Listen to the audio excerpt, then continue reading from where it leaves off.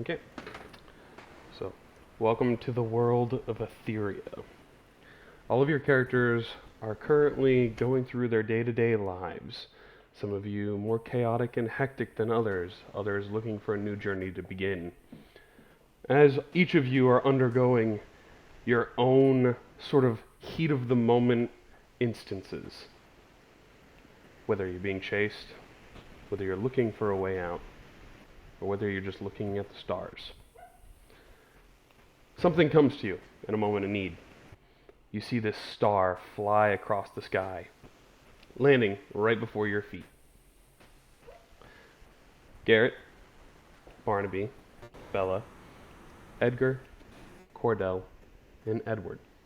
Each of you see this sort of symbol that lands at your feet, all apart from Bella, which you would just have the centerpiece, which looks like it perfectly fits within your own amulet you currently have. Garrett, you would notice that this amulet that lands at your feet is dripping in water, soaking wet almost, to some degree, even after falling out of the sky. During this sort of heat of the moment, do you pick up the amulet?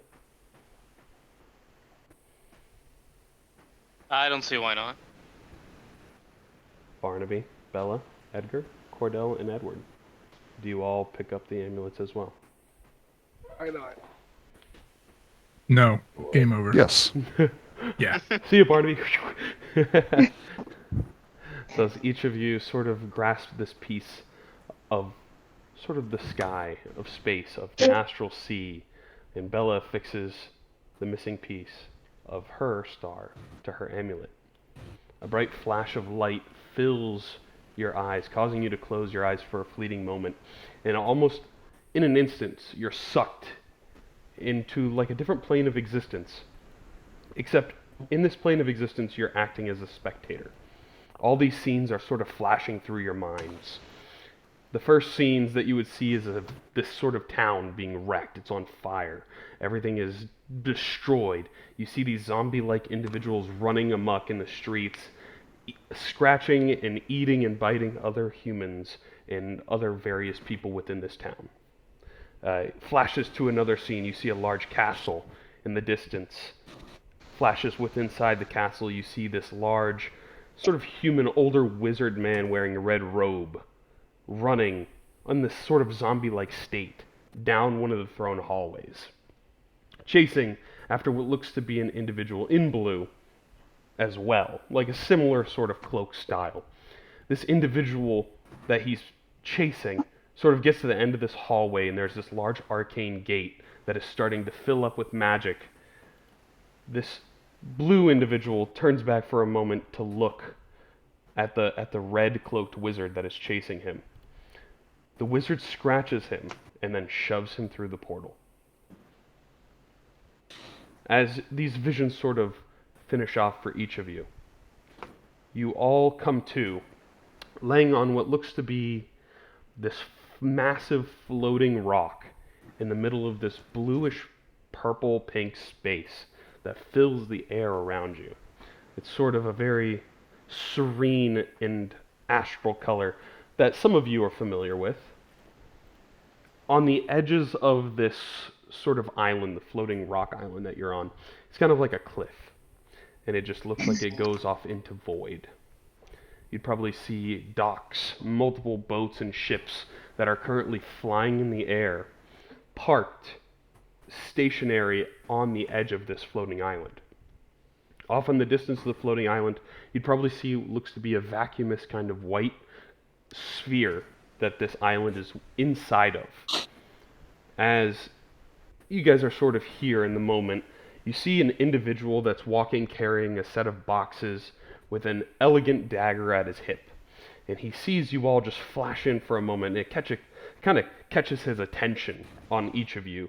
And without paying attention, he walks off the cliff. And you see him sink like a rock. And you hear him screaming, "Oh!" until he exits the sphere that you're within, and then it goes silent. In a moment's notice, you see one of these other captain-like individual with a nice tricorn on top of his head All right, we gotta get him, men. And you see him quickly get his ankle wrapped around with a piece of rope before he jumps off, catches the individual, and gets pulled back up onto the sort of rock that you guys are on. He's like, well, I've known you for 15 years and you've never done anything like this. What caught your attention there, Private Jacobson? And in that moment, Jacobson points over towards you. You see this weakly shaking, sort of human man now, points over in your direction. Oh, they just came in out of nowhere, Captain. And during this moment, Captain will walk over towards you as I will find you a couple pictures of the scenes to share. Would each of you like to describe your characters in this moment, as all of you are sort of gathering your sort of selves in this newfound world?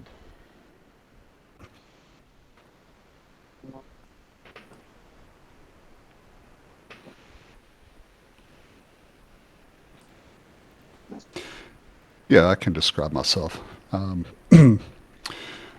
I am, well, what you see is a half elf, about 5'9", 180 pounds, sandy blonde hair, green eyes, kind of fair skin with a light suntan. And one of the things that kind of stands out to you is that you see a scar that runs kind of diagonal from just above his left ear to where his hairline is, there above his left eye. And it's about, you figure, probably about 3 or 4 inches tall, wearing leather armor, equipped with a rapier, a backpack. Got a long bow, arrows, yeah, kind of leatherish boots. And yeah, just kind of, you just get the strong sense that the individual, my character that I've just described, is accustomed to sailing, some type of crew hand. All right. My name is Cordell.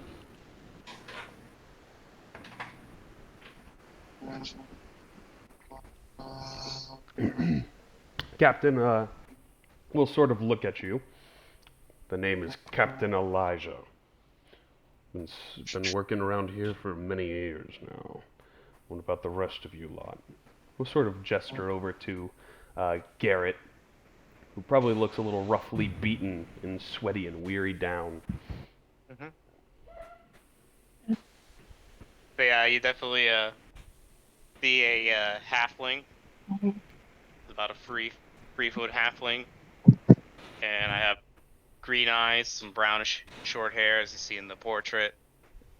Has some pretty ragged leather armor with a green hoodie.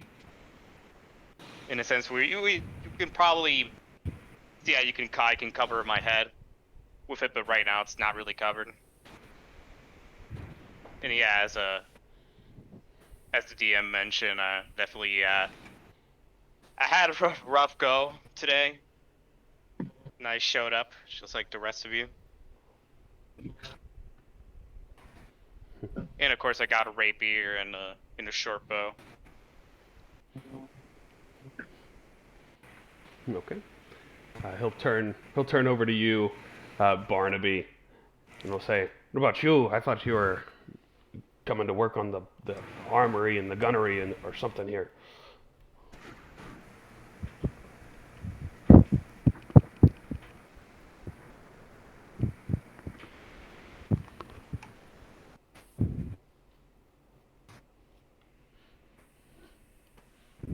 Well, my name is Barnaby Stitches. You can see he's a tall, hippo-like creature. Light blue skin. It's kind of hefty, but he's got 2 horns sticking from his head. 2 large tusks coming from his lower jaw. He's got leather on, what seems to look like leather, with bright colors and spots like scatter all over. And I have no idea what I'm doing here. Well, apparently neither do I. But you're gonna love Gunther. Gunnar Gunther. He's a great guy. He'll turn over to Bella and Edgar.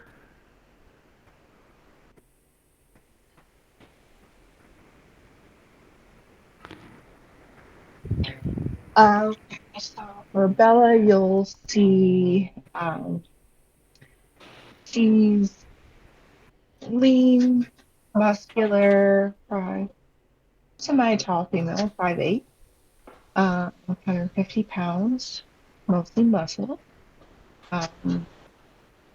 Let's see, she's kind of got basic, easy travel, easy to fight in clothing, minimal armor, and she just looks like she's ready to fight somebody. He sort of gives you the gesture. Yeah, Turns over towards Edgar. like one little nudge and she'll be ready to brawl. Mhm.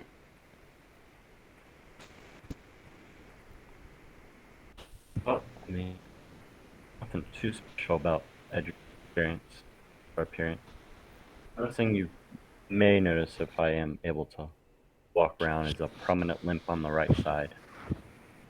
I've got a black cloak with brown accents, popped up collar, slick black hair, goatee, blue eyes, wearing a Red Cross emblem.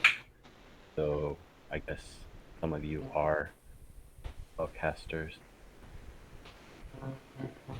He sort of looks over. Spellcasters indeed. You'll find quite the magic folk here.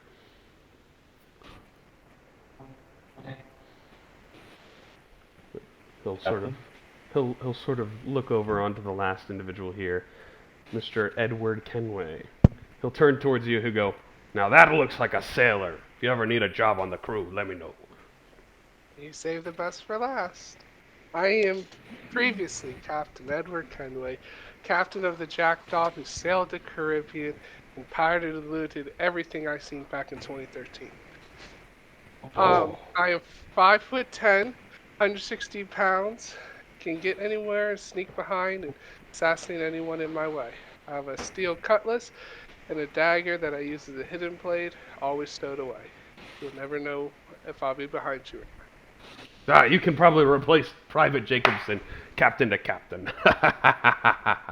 He sort of laughs over at you guys. And he'll sort of notice each of you are holding the amulet. It'll kind of catch him off guard for a moment before he's like, "Oh, you have an amulet. Where did you get this?"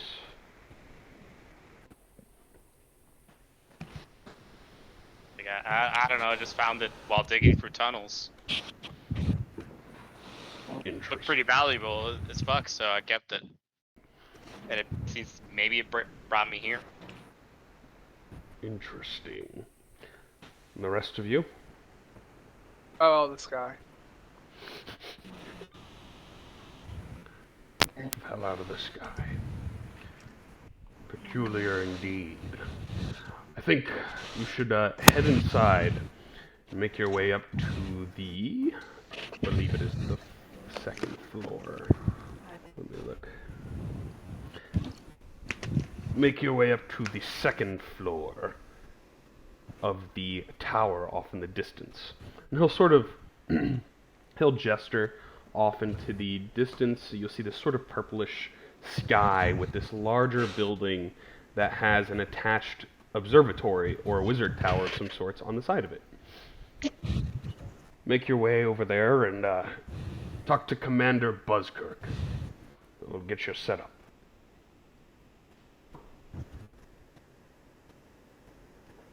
Hopefully he's not a buzzkill.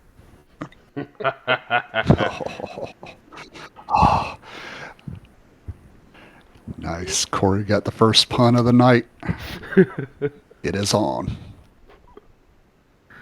I see the rest of you didn't laugh. I laughed myself They'll a pay. little bit. They'll pay for it later.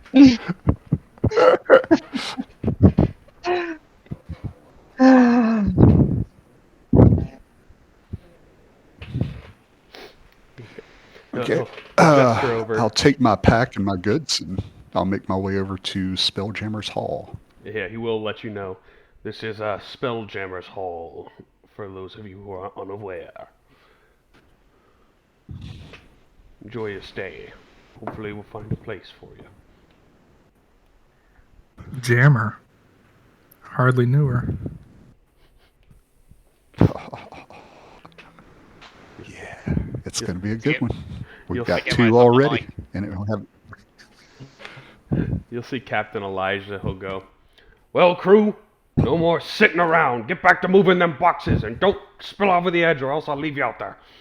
And he'll start to walk off back down one of the docks towards a larger ship that is kind of parked up on the side of this floating rock. See, like one of these floating ships kind of thing.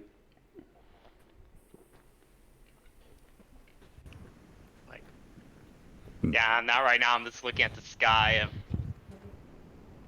I'm like, yeah, it's already better than the tunnels. And I walk towards the Spelljammer Hall. Okay.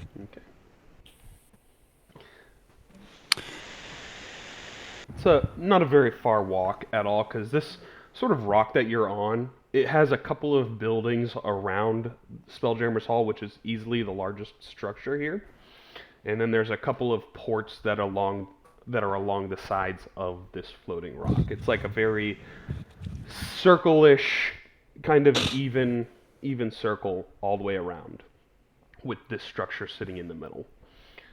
But as you guys sort of make your way over here, the door creaks open and the inside is filled with a slight chill coming from one of the back rooms. There is the lovely smell of pastries and ice creams that are being created in the back, in addition to smoked meats that kind of fills up one other side of the kitchen. You see a tall, lanky individual standing behind a bar, and a blonde-haired woman. Let me just go ahead and show you each of these people real quick. That you would see sort of greeting people and saying hello to a whole bunch of other individuals that are sort of around here, but she's more well-dressed. And let me show you her picture. She's kind of walking around just saying hello to everybody and just checking on everybody and making sure they're all good to go within this sort of lower floor. You would also see the barkeeper is this long, lanky man, and as he's kind of standing behind the bar, he'll see like a beer or something that's emptied out on a cup that's probably about 12 feet away, and he stretches his arm almost like Mr. Fantastic and grabs it and pulls it in. You'll see the chef, he just finishes up, and he's like, "Oh, this is a great one. I'm so proud of this." And he comes out, and you see this big, burly, green, kind of half-orc chef, except he has a delicate little pastry in his hand. And then in the final other side, where you feel this like little bit of cold air emanating, you'll see this little halfling man pop up. "Oh, don't forget the ice cream!" You'll see chef over there. He's like, "Oh, I could never forget the ice cream, Manny." Many creams. As you guys sort of walk in, the blonde-haired woman will walk over towards you all, and she'll say, "I don't recognize your faces over here. Is you some new crew, or did you just stumble along here during the storm?"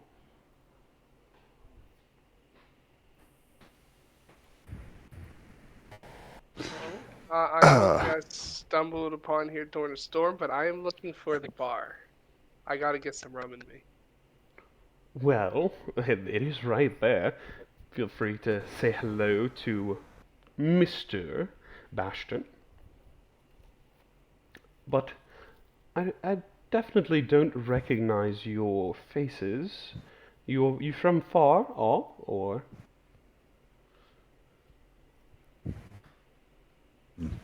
Well, I guess you could say I'm far. I just finished a crewing gig, and so just looking for a new gig. Any ships that need hands. Typically, I'm looking for something that'll do wild space. Wild space, you say? We do wild space and beyond here. That's for sure. I am Retainer Aura, though. And does anyone currently have their amulet out? Their star amulet? Because it does have a necklace chain if you wanted to wear it. Yeah, I'll put it. I'll have mine on. Okay. It's an easy way to carry it. She'll look at your amulet and she'll go, "We lost another falling star, didn't we?" It's right here. More than one. What do you mean you lost another falling star? Have you lost more, or is that supposed to mean something? Is that a bad thing or a good thing? I can't discuss this here. And during that moment, you'll see the long arm of Bastion sort of reaching across the bar and handing you just like a straight glass of rum. Does anyone else like anything? I think there are some matters to be discussed with the commander.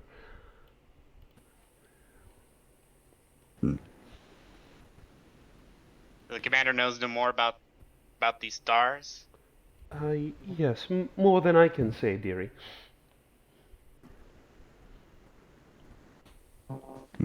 Yeah, I'll take a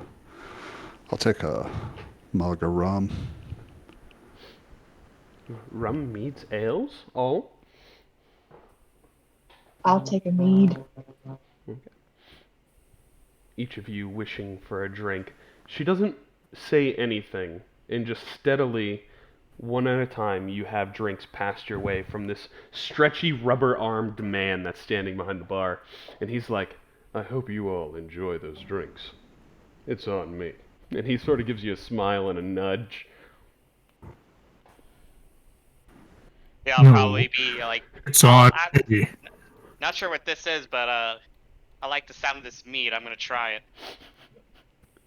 You drink it, and it is probably better than anything you have ever drank in the past all of your life. Yeah, and I would put a bit of tear and as I drink it, I'm like, "Well, this is fantastic." That must be the best damn meat you ever had. It's the best mead ever. That is very short. I'm gonna say, no, it's on me. I'm gonna splash it on my face. And just as you splash it on your face, you'll see the long stretchy arm come across with a towel, and he kind of like just pats you off gently, and he's just like, there we go, good as new. I'm just gauging if anyone laughed. Retainer Aura is kind of just like unsure of what's happening. It's like, okay. She kind of gets like a gist of it. You would probably see, out of a couple notable individuals in here, there is definitely one individual I think would laugh at you, Barnaby. And you see this little tiny white mouse that is at a table currently sipping out of a glass, and she's like,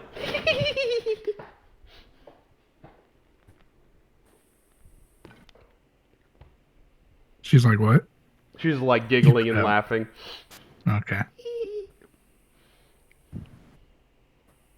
Thank you. Thank you.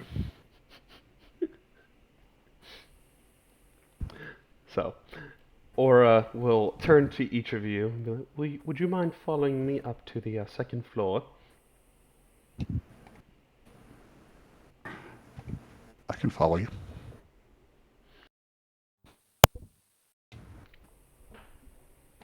And she sort of gracefully walks up the stairs and across the archway in between the conservatory and the main building into this quaint little circular office that resides within the wizard tower. Come in, come in. And as you guys kind of enter in, you will see a larger human man with kind of like very Santa-ish kind of gray-colored hair, white-colored hairs and beards, full plate mail, and he's kind of like, well, I do say we have quite the fine company coming in here. Hi, Saint Nick. A little too early for Christmas. I don't know what you're talking about, but why don't you all come in? We have some business to attend to, I think.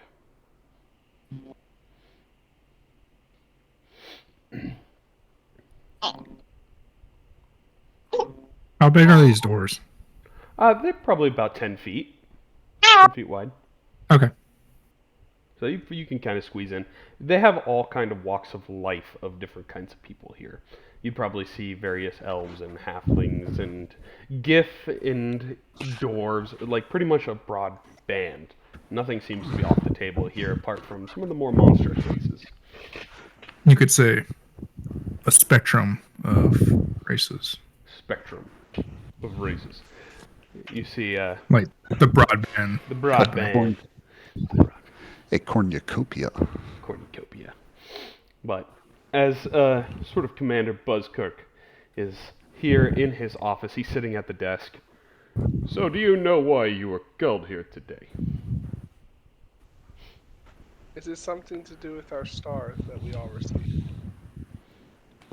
Apparently. The heavens have decided that you are a good fit to make this world a better place. I'm scratching my head to that. Well, these people that are the fallen stars, they were previous people that were here within the guild. And, unfortunately, they have met their demise, be it in the line of duty or action, and their will has carried on. As Garrett, the one that you have, he turns and looks at it. Triton Moonlit. He was one of the best. Because yours is dripping with water. Still a little bit.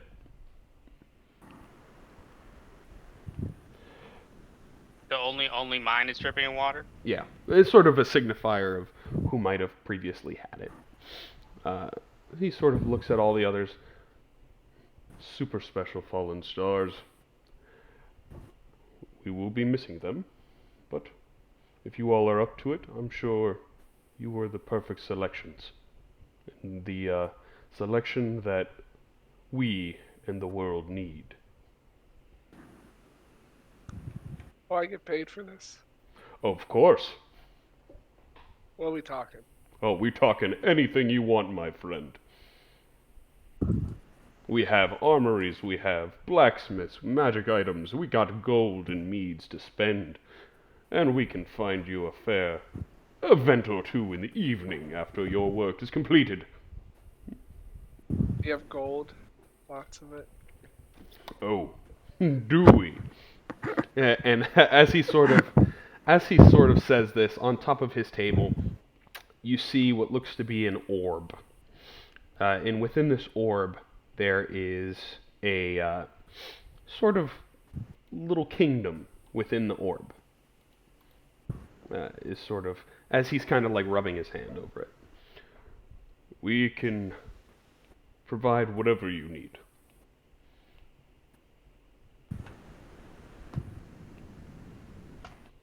You have not heard of Spelljammer Hall, have you? Today I have. This is my first time here. I may have heard of it on some of the crew, and I was just looking for a new gig. I'm basically crewing on ships, running wild space. I'm assuming that can be helped out here. Well, this is the best dang gig that you could possibly land. This is one to make a difference in worlds such as this. The rumors are true indeed. We create Planeswalkers. People to sail the Astral Sea to different planes of existences and help where help is needed. And then once you are done, that amulet there brings you right back home.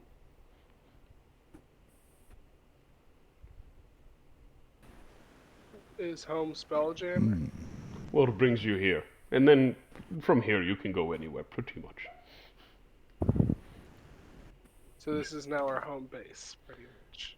Effectively, you could see it as such if you wish to work with us. Now, can we get tools for the trade before we go off on these adventures for you? No, but you will be rewarded handsomely. And you might even find yourself more experienced after the fact.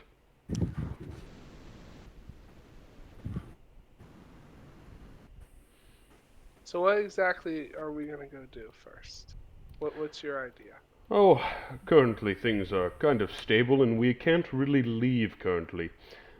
You see, our small space here within the Astral Sea is surrounded by a large storm of... It's surrounded by a large astral storm currently. We're waiting to die down before our ships can go sailing. Cordell, give me an insight check. Let's roll the campaign. Whoops. You're not quite sure. Okay. He'll say things have been pretty quiet recently, so I wouldn't expect anything to pop up maybe until later in the afternoon. So if you all would like to get settled in, then I'm sure that we could find something for you after a while. Take your time and get accustomed to the place. As long as you have meat, I'm good. And rum. Plenty of them. All.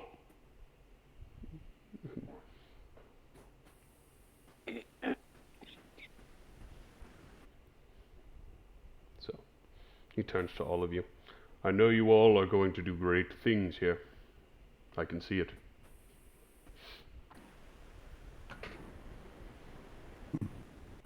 Thank you for noticing. He sort of nods his head up and down. He's like, Godspeed to all of you. And be careful with the moons.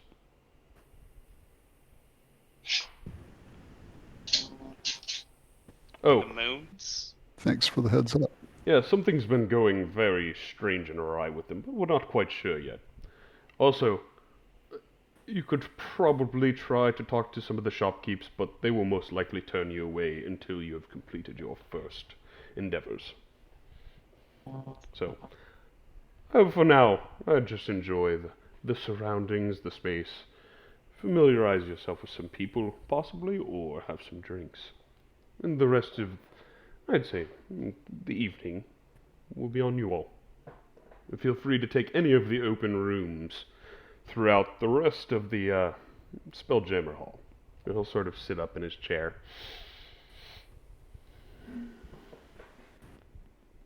Sounds good. Can I walk out? You And can. go back to the bar? You Okay. And I tell the commander, thanks for not being a buzzkill, as I walk. Can. That's the best joke I've heard all day. I'm gonna glare. He turns, you see him stand up. Ooh, I have to use the little boy's room. And he runs off down the hallway and you hear him just ching, ching, ching, ching, ching. Like as he's booking it.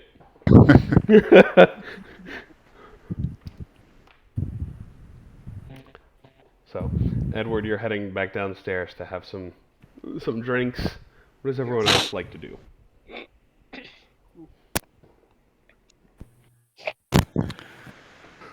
So yeah, already yeah. better than where I was. I'm cool.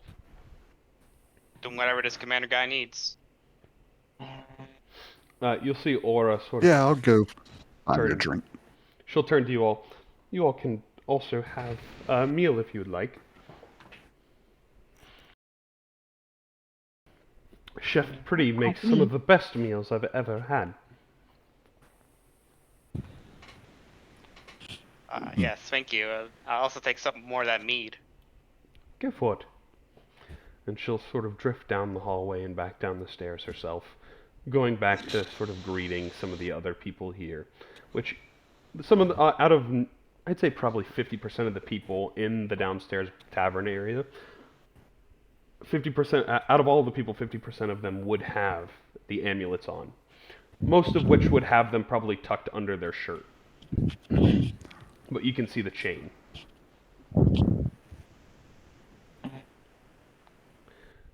So, I'm gonna go back downstairs. Is that stage really there? yes.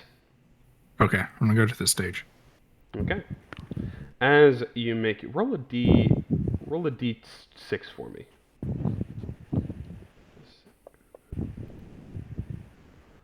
Okay. Okay.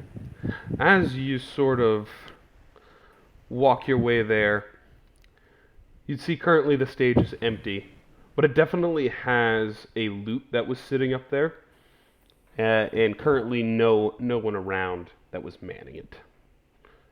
But what would you like to do? I'm gonna walk up on stage. Mhm. I'm going to face away from the people really fast. How many people, patrons, are in the? In here, Alright. roughly, I'd say probably about 14 or 15 currently. Okay, that's fine. I'm gonna get out of my pouch my little tiny red nose. And I'm put it on top of my nose. I'm gonna look at everyone and be like, "Hey, my name is Mr. Stitches. Do you like comedy?" You'll see one guy that's currently standing there, or he's sitting down with his feet kicked up on one of the tables. He's like, "You're gonna put on a show for us." Sure am, but I need your participation. What do you need? Well, I'm gonna ask you some questions and let's see if it works out. Try me. And I'm gonna yell to what was her name? Whatever her name was, and the Aura? yeah, Aura. And I'm gonna say I take no responsibility for the outcome of this set. Please, don't take it out on me. All right then. And the first one is, let's see. Oh shit, I lost it. Jesus Christ. Sorry. I'm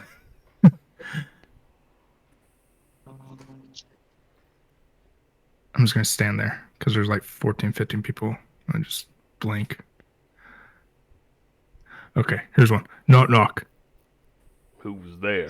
Where? I am. I am.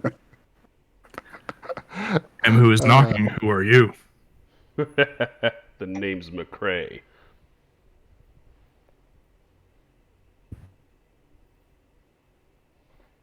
Thank you for laughing. Did anyone else laugh? I don't think Yes. so. I only laughed at my.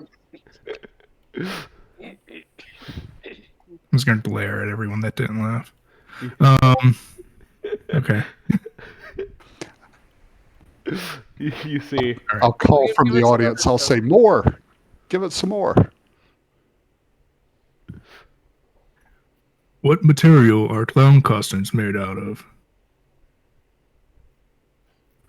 I don't know. Polyester. Oh, I'll smack the table and I'll give a loud cheer. you'll probably This is the funniest comic I've ever seen. you'll see Bash and go. That's a good one. What do you call a drawing of a clown? What's that? A comedy sketch. He gives like one chuckle. I said a comedy sketch. You probably see one like kind of other guy that's kind of dressed down in the far back with a cloak. He's like, "Ugh," and then he like covers his head.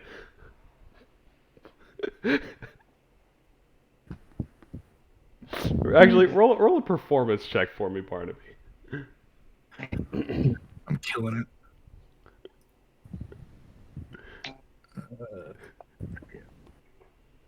Yeah, Yeah. that one guy in the corner just like he's closing his ears and just groaning with that. Oh, what is that joke? Like he's cringing just slightly.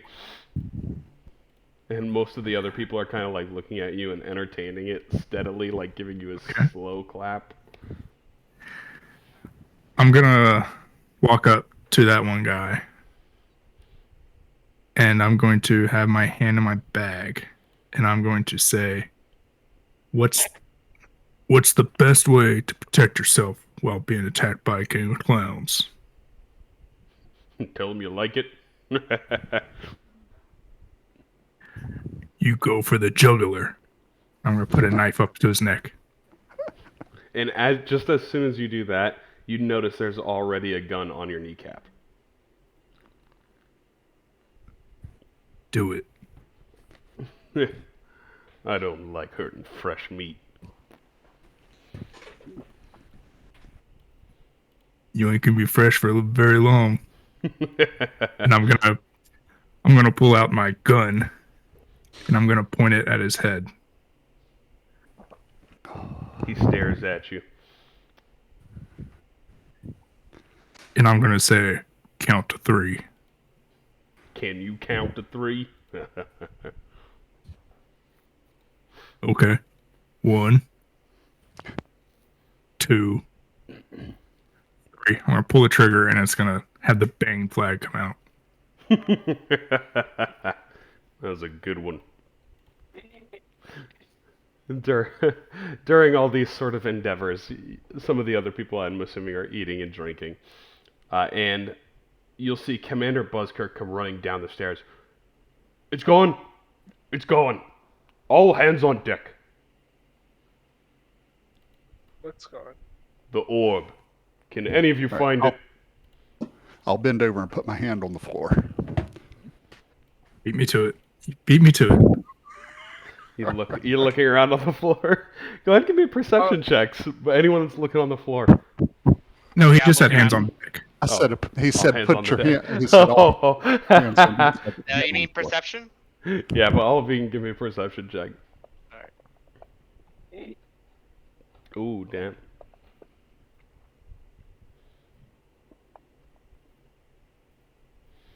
You might roll. Go No. to your Nice skills color and then already. double click on the modifier total perception. Yeah, so you have the +4 there, Edward. If you just click that twice, or just drag the number, the +4, to the chat window, it'll both roll. Hold on. Perception. I'm looking for it. Skills tab on your character sheet. I was looking at the wrong thing.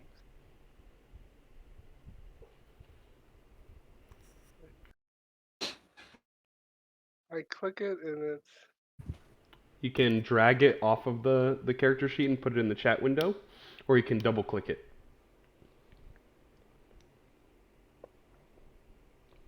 Did I do that right? Yes, you did. Oh. Yep. So, just need... That's everybody, okay. Oh no. Who's missing? I'm not looking. I won't be able to Oh, get okay. back off. Gotcha. So, Garrett, you would probably notice... you like quickly look around. You're lower to the floor than everybody. You don't see it on the floor, so you quickly look up. And you'd probably see an individual quickly walking out the front door.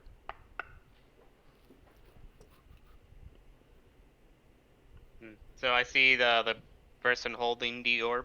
They're not holding it, they're just quickly walking out the door. Could be under their robe. Or whatever they're wearing.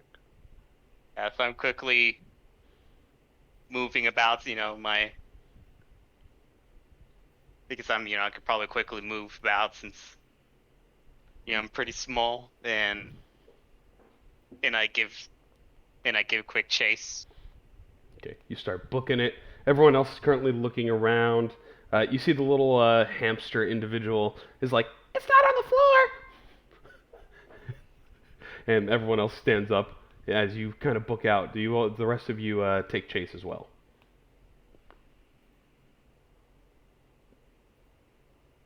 Sure. Sure. I'll Thump, Sure. thump, wander thump, that thump. way and see what's going on. I'll start climbing the roof and taking the rooftops. Okay, so you go outside and give me an athletics check to start climbing. As you all see Commander Buzzkirk, I'm gonna go check back upstairs. And he sort of turns around and walks back upstairs. You see a piece of toilet paper stuck to his boot. No, that's funny. You said athletics, right? Yeah, athletics.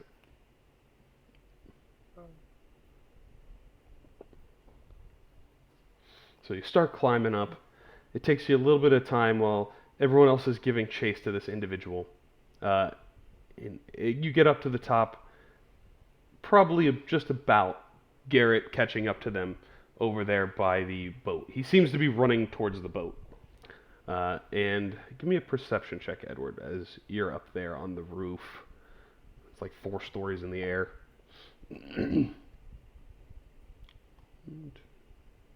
Okay. So you're looking around and you're not really seeing anything. You definitely see them giving chase to this individual. And that individual sort of runs out on the wooden docks and he's going to run and he's sitting there waiting and waiting and waiting for the planks to get set on the boat that are currently in motion. Someone else is kind of like putting the slats down so that they can get off themselves, and he looks like he's just waiting for them.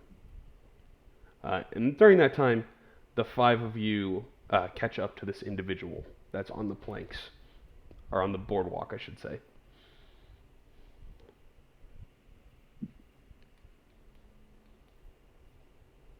Can I jump down and start heading towards them?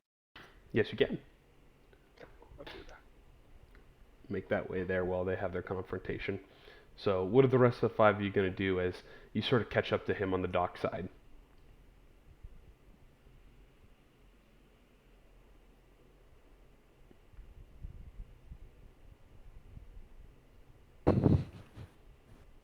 Walk up. Yeah. Just walk up to him and say, believe that you have taken something that doesn't belong to you. You see him. He's like a. He seems to be about 4 to 5 foot tall individual, and he has a cloak on. He turns around and looks at you, and you can just see these like red beard. He kind of looks like a dwarven individual. What makes you say that? Because you're ugly and you're short. Well, that's not quite nice of you. I didn't ask, and I don't care. What makes you think I took something? I'm just trying to get back to my room. To your pockets then. Prove it. Well, I got this, and he pulls out a dagger, and he pulls out some coinage in a bag, and he pulls out a bag of sand. I don't have anything else. Are you sure about that? I think I'm quite sure what's in my pockets. Like, do I know if he's lying or not? Give me an insight check. Is there a way that I see this confrontation going and I can start to sneak up behind him? So they're on this like plank way for the walks, which is probably about 10 feet wide, and he's currently facing you all who just came up the dock. So you could attempt to. I don't think there's an easy way of doing it unless you go under the board docks, but that's also very dangerous. If you would like to try that. Nah, let's not kill myself yet. And Garrett, you definitely know this dwarf is probably lying to you. So then I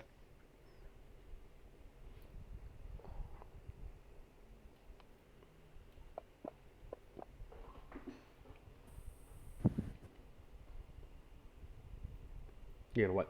Yes. All right. So now that I see that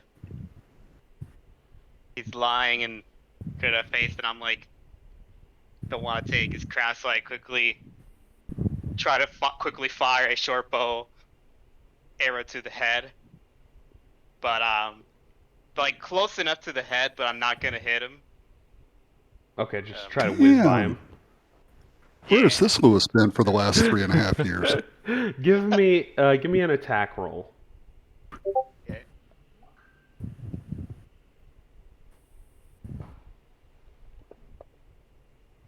Oh wow! For a second I thought it was gonna be a 20, but So you hit his armor class. So we'll say you were able to put the arrow where you wanted. You just shoot right by his head, and he's kind of like, "Oh, is that for you, crazy?" And as soon as you do that, he sprinkles the sand into the air and blows it. So go ahead and make a Constitution saving throw. You mean everybody that's Uh, right there in front of him? We'll just say Garrett because he was the closest that provoked. Okay. So Garrett, you get sand in your eye, and for a couple moments you're blinded as the slats finally finish getting placed, and he starts to jostle up the ramp slowly. So the rest of you just see him taking off after blowing some sand. like Can, put some sand. Ah! can I start sprinting? Because I was already running over there and I'm starting to sprint after him. Yeah, I'd say you were probably right about there with him. So you come booking it past like the Flash, and coming up right behind him, and you're easily double the speed of this dwarf. He's not very fast. So you catch up to him pretty quickly, and he's probably not even halfway up the slats. Can I tackle him to the ground? Okay, yeah, you give me a athletics check. It'll be against his athletics. And he has disadvantage because he's running. Did it work? There you Oh, go. there we go. So you're able to shove him, and he kind of stumbles forward a little bit and then trips and lands right on the edge of the gangplank. And he's like, "Oh, I don't know what you're doing. I didn't do anything wrong." And during that time, Captain Elijah's like, "What's going on down there?"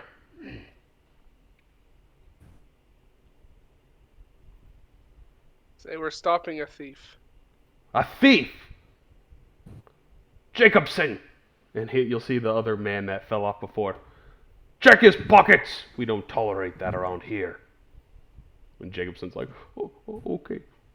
And he kind of walks over and feels in his pockets and pulls out a smaller little sphere again that has a little tiny kingdom on the inside of it.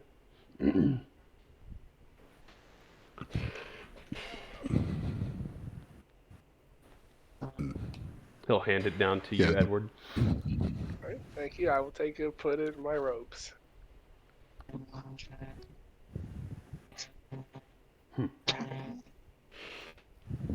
I'll ask the guy, why did you steal this? Who told you to do it?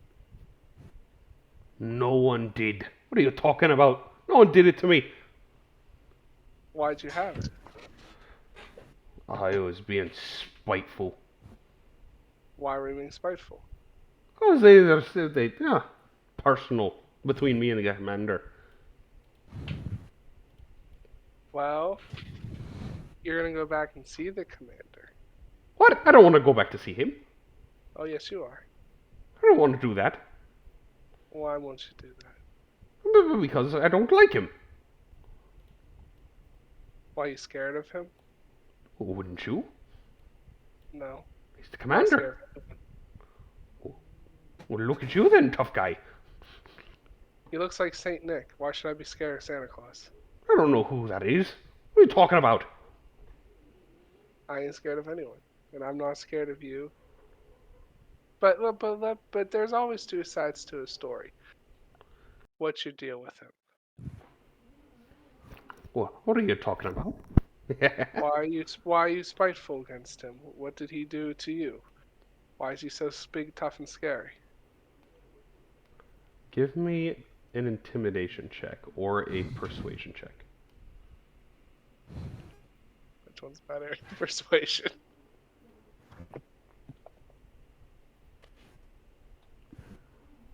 You're going to see he kind of looks up and then he just rolls off to his right side and falls right off of the plank and into the abyss.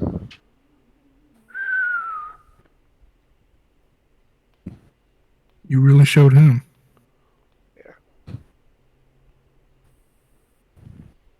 You'll Oh, I see, have a thing in my pocket. I don't know if I should go after him. you'll see Captain Elijah. That's the 5th one we've lost this week. What do you mean it's the 5th one you lost this week? These people just keep jumping. Or they just keep falling and we can't catch them. Oh, did you find anything else in his pockets besides the That would have been the last thing that he had. He had a couple of silver pieces that were in his pocket.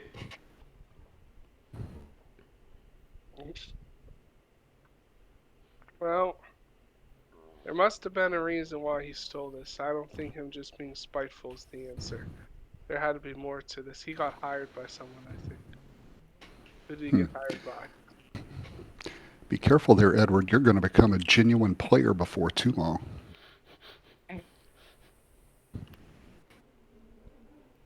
You're asking all the right questions. I was in Pat's other D&D thing. That other person. Technically, it's my second one, but my first time to Fantasy Ground. Trust nobody.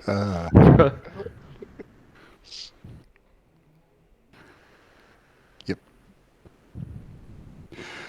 Yeah, well, we appreciate you retrieving the orb. Unfortunately, I wasn't able to figure out in that brief exchange if Captain Elijah was part of it. And that's just out of character. Now, I was trying to figure out how to maneuver the conversation to see if Captain Elijah was part of it, but, that's fine. Things take a different turn. We got a whole campaign to figure that out.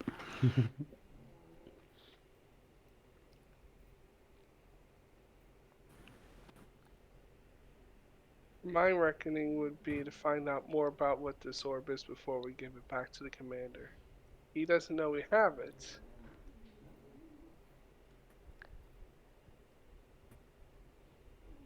I say that between all of you guys, not in front of the Captain Elijah. Although there are 2 people now at least that know you have it. Yeah, that's true. Well, he won't care if we have an extra 5 minutes to look at it.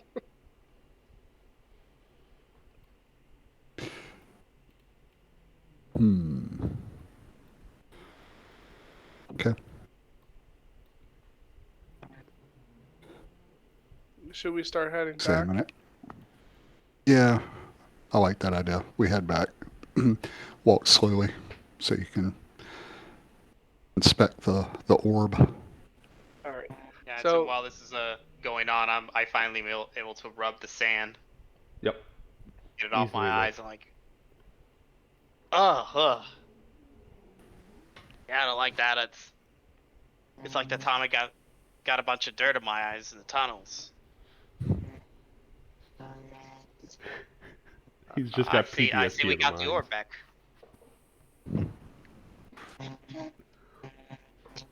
Yeah, we got the orb back. Edward did a good job. All right, let's go back and get some more drinks. Promise what? on the house for me. Ah, thanks. Absolutely. You're my new best friend. hmm I only drink top shelf liquors. You'll see Captain Elijah. Me too, friend. Me too. Only the Captain Morgan for me. It's ironic.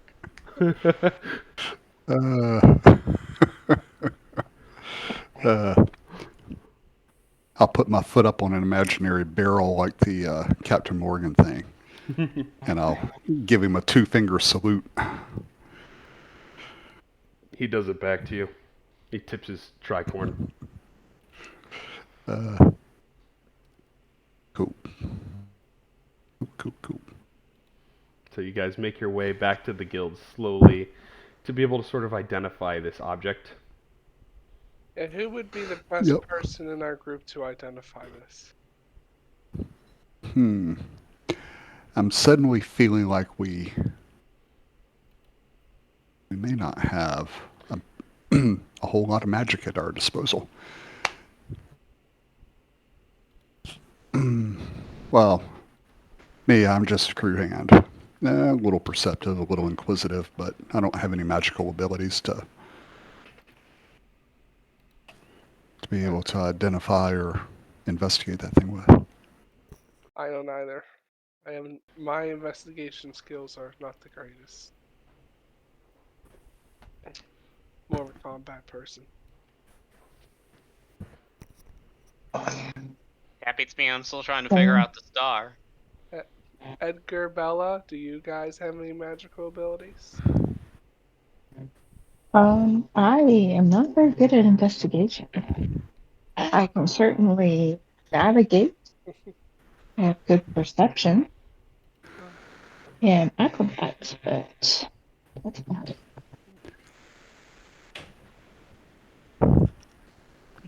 Well, Edgar or Cordell, do you guys get at that? That's what I was saying. Is I'm really just a crew hand. I'm a little inquisitive, but I don't really have any magical abilities.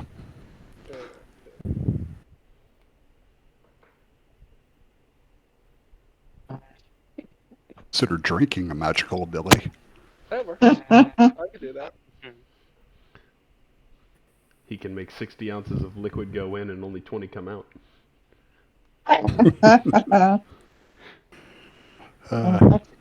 Well, I can divide it up into 3 types of exit: liquid, gas, and solid.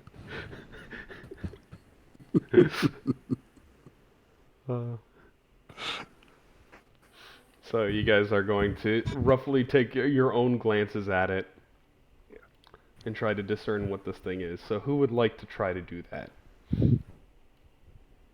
Definitely not me. My investigation's a negative ability.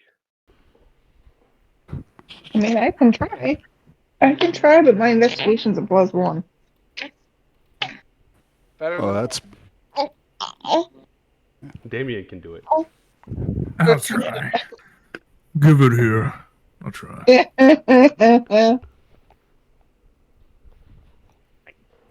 Help mommy on that one, huh? So Bella and Barnaby kind of like are overlooking this back and forth, and nothing's really coming to you. You're just kind of like, why is there a little? It's kind of like little tiny kingdom. Eventually, like you can probably see a couple people walking down a city street inside of this tiny little glass orb, which is rough. It's actually more durable than you thought it would be. Now that you're holding it, you're like, wow, I don't even think I could break this thing by dropping it, because it's I'm gonna kind of like shake it. just dense. You shake it, and nothing happens. Damn. Weirdly enough. But during that time, do you guys walk back into the guild while kind of like looking at it, or are you going to take your moment on the outside? You I think know, it'd be good if we just took our moment on the outside. Okay. I think what's inside that orb is a real place. And what you're seeing is... I'm going to go low off character here because I don't know how else to describe it, but did anyone ever see the Santa Claus movies with Tim Allen? Yes. I see it. Do you ever see that snow The globe snow where they globe. look at the North Pole? Yep. Yeah. That's what I think of it as. I don't know how else to explain Kind of it. like a looking glass.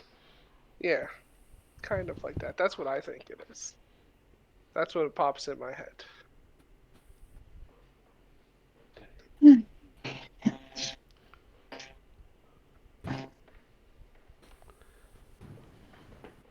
Okay. But I'm going to go inside when everyone else is.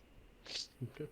So you guys take your moment outside, and none of you are able to kind of discern what it is, and you have your theories of it might be a looking glass, it could be like a snow globe kind of thing. Who knows? Yeah. Yeah, well, might be one of those. I don't know.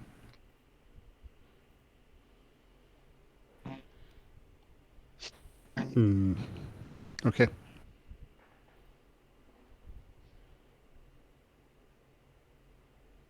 All right, let's head I back. think we give it back to him. We recovered it, and it'll be favorable for us in the long run that we recovered it and returned it to him undamaged. I agree. Okay.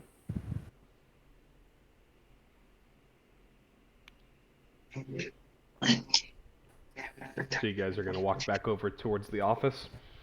Yep. I'm gonna walk in saying, Commander Buzzkill, here's your thing. Commander Buzzkirk to you. Although it was funny the first time. You sort of present it to him. Well, I'm very proud of you guys, and I'm glad that it was found. I'm assuming it was probably taken by Theander. We I didn't don't get know his his name. It was Dwarvish little guy dwarven dude with a red hair, yeah. red hair. Yeah. So you know him? Yeah, he broke the cardinal rule of the guild. When you do the missions, He's you cannot tell anyone that you are a planeswalker or from a different plane of existence. Kind of freaks them out, and it ruins the secrecy of this place. So he was disbanded from being a planeswalker any further. That's why he was spiteful Ah. against you.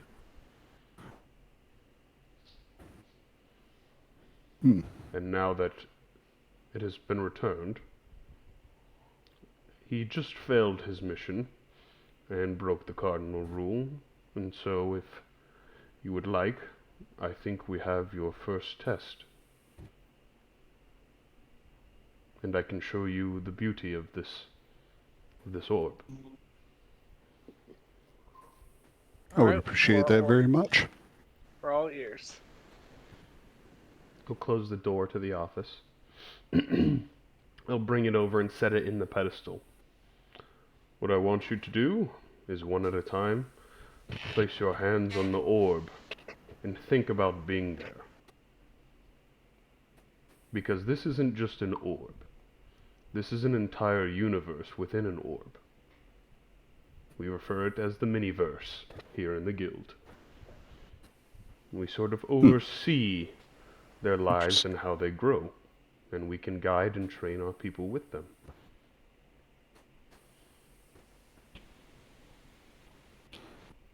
Can we travel to this miniverse? Why don't you step on up? Just place Let's your do it. hands on the orb I'll place my hand on the orb. and think about being there. And in this moment, you see inside the orb, instead of it being a small kingdom, you see what looks to be a small village with waterways cutting through the village, almost like it's on a series of rivers. Mm-hmm. Gotcha. Okay.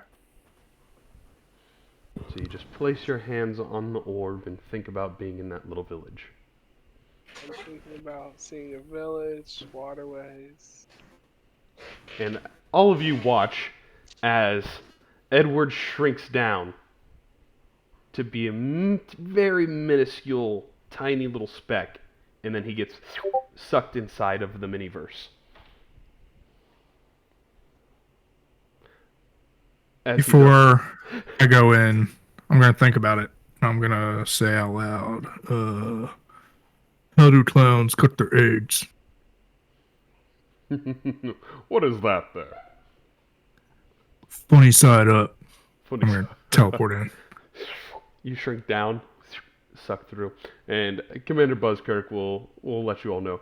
When you complete your mission, your amulets will light up, and you can just hold it and be back here. Same way that you get in, you get out, but using your amulet as the sort of transfer. And best of luck to all of you adventurers. Thanks. guess. I'm gonna get paid for this. I have to get paid for this. I need a new gig. I got bills to pay. They're multiplying. Bills are like, what are these Yeah. bills? You know, it's the cost of living. How many bills do you know? You know.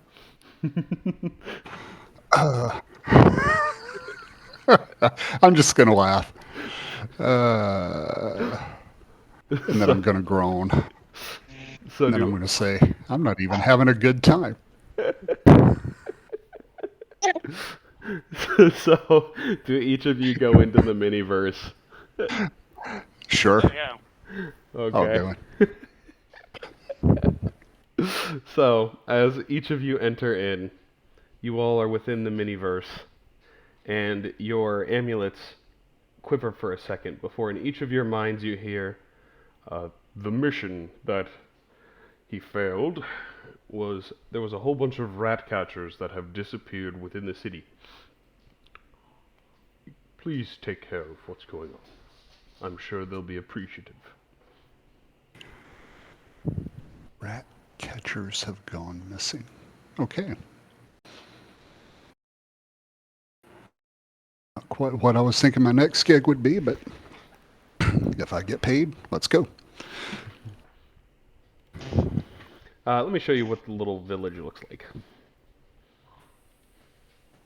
That's nice little village. It's small.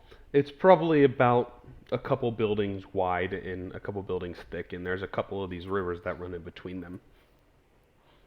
Which, some of these rivers, you would be able to notice it looks like they have working sewage here. There's working sewage, that means there's rats in the sewage.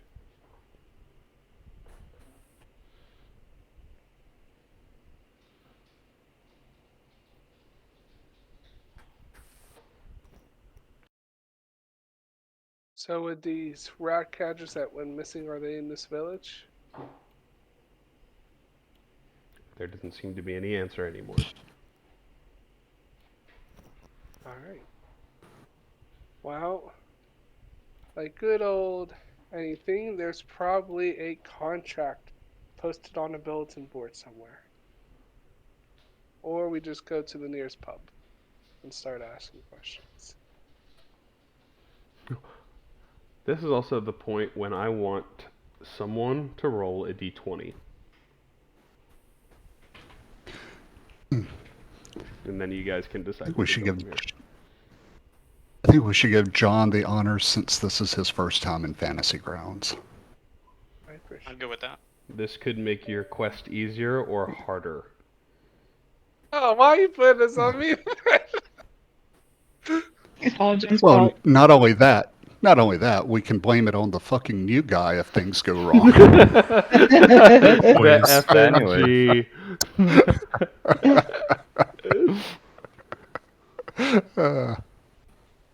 So, Edward, go ahead and roll a d20 for me. Did I do it Just right? pick up the D20 on the bottom and drop it on the table. I On the rolled chat. it. Looks like an 11. Did I? I didn't see it. You just got to drop it on the chat. There you go. Oh, I see. 16. Oh, this is, I mean, it's not really going to help or hurt. You see this moon high in the sky. Even though it is daytime out, this moon is still present. It has a small cross on the moon. All undead deal half damage and have disadvantage on attack rolls.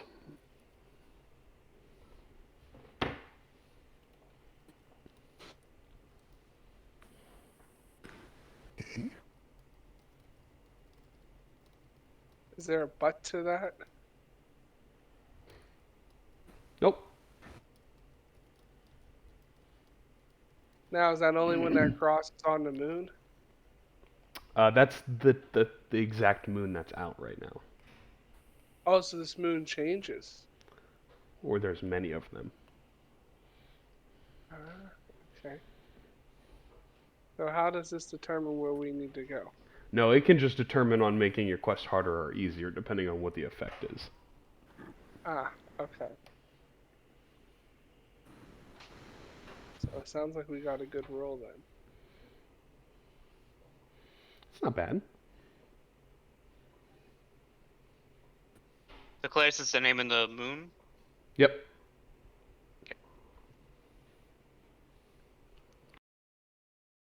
So you all want to go to a pub or look for some posters.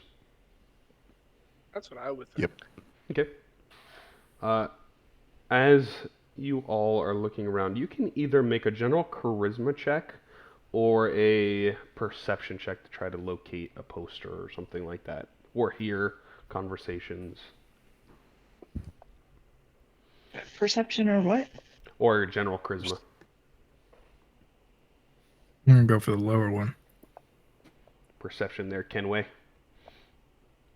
Oh, I did persuade. Sorry. It's actually the same modifier. I'll use it. Dang. I gotta change my dice again. Dang. Natural 21st one for Edgar. And 2 19s. Holy cow. So, fairly easily, a larger building that sort of sits at the helm of this village has an older human individual that seems to be pasting up another wanted poster for a rat catcher.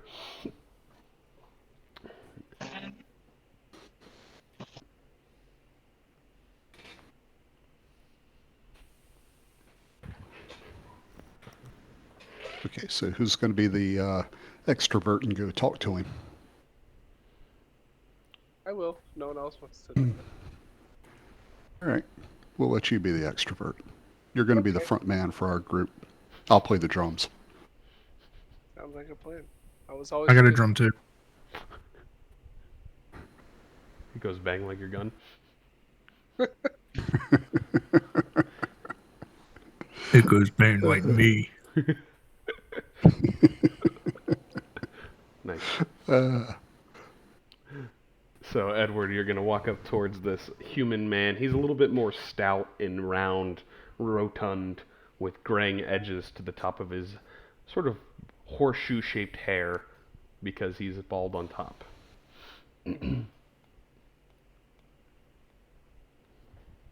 Let's see here. We hear you have a contract out for rat catchers. We're here to look for the gig. Well, I do say, are you rat catchers? Sure. Do anything that pays us money. Oh, well, the name is Orville. I'll tell you what, there is a fancy reward in it for you if you can find our missing boys and bring them home and possibly take care of the rats down there in the sewer. How much you paying? Well, how much you need? We can offer probably about 150 gold. Piece? Total. We're a very tiny town. I do say that is quite a fair coin for us. Why don't we do this? You do 100 apiece. 100 apiece. I was talking about 150 total for the group. It's fairly steep for our pockets. You want your people back or not? Oh, give me a persuasion check.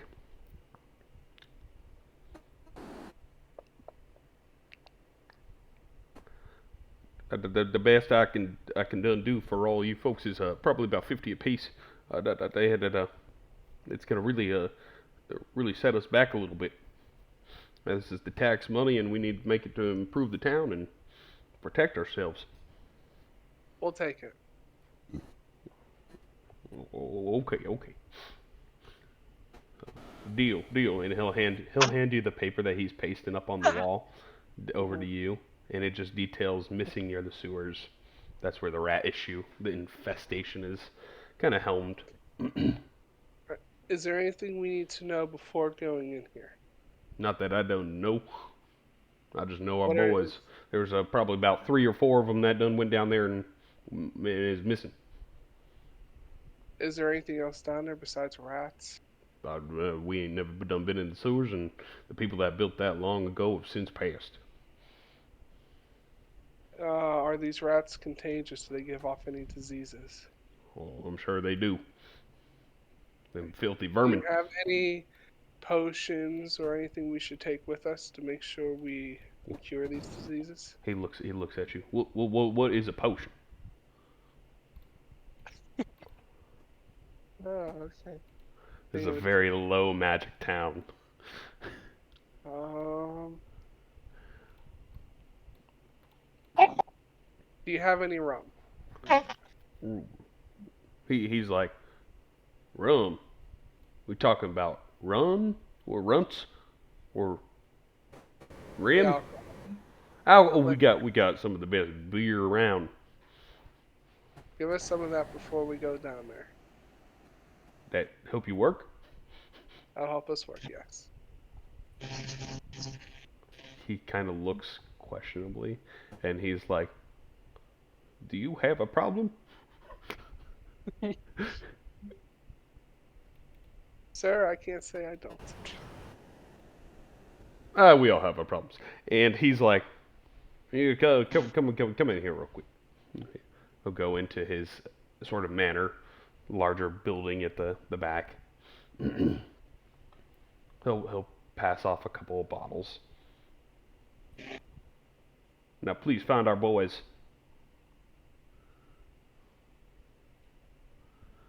Will do. I'll take the bottle, and then let's go on an adventure. He'll show you roughly where the area is too. He'll point under a bridge, and he'll be like, "There is an entrance to the sewer here under the bridge." There's no trolls down under this bridge at all? Not that I done seen. I have a feeling it's gonna be a little more than rats down here. Well, I hope there ain't nothing more down It's there. okay. And best of luck to you.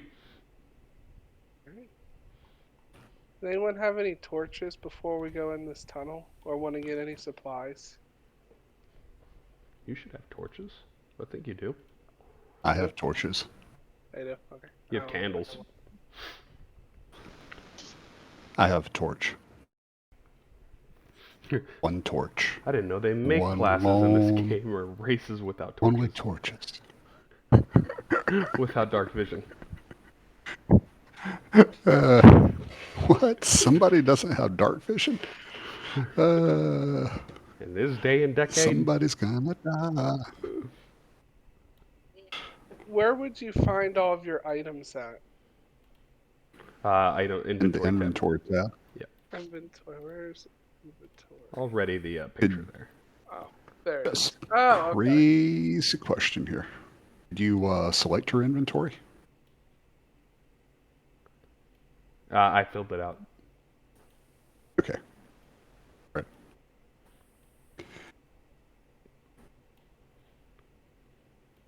It looks like a lot of rats.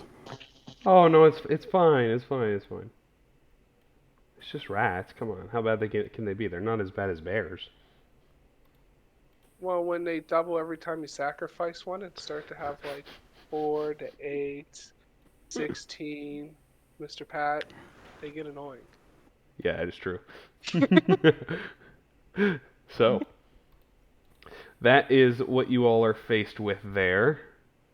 Is a entrance to the sewer.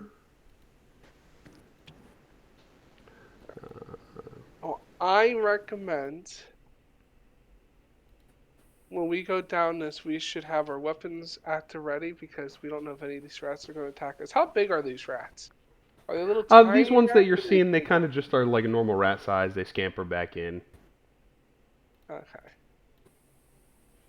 Well, we should, when we So walk in did here, let's keep anybody So did anybody ask what specific kind of rats we're supposed to get rid of? Something's telling me that Damien said all of them. All Sorry, the can you rats. guys hear him? Yeah. Yeah, out we of the heard it. mouths of babes. See if I can do Okay. noise. Let's go kill rats. Yeah, he said all of them were dead. All the rats die tonight. So, welcome to your first mini Oh, dungeon. You all can rearrange your tokens as you want. And for John, who is new here, every square on the grid is 5 feet. And I don't count diagonals any different than I do sideways or vertical. So still 5 to move diagonal. Gotcha. So, and your character has 30 feet, so you can go 6 squares. And yeah. So Edgar and Barnaby are in. Oh, so you go like. Yeah, you can move your tokens on the grid there. Oh, okay. That makes sense. I'm getting used to these windows having that weird corner move the pane around. That's weird. Yeah, it takes some getting used to. Yes. All right. So that was about there. Okay. Okay, so you Who can wants set to go yourself. first? You can set yourself in an arrangement here, and then just tell me how you all are going to progress through these sewers. Which, as you kind of get in the water, if you do, it probably goes up to about your waist, so you can trudge through it. What about in there my any- case? In I'd rather your walk case, it I'd back. probably stick to the stick to the higher elevations along the side. Yeah.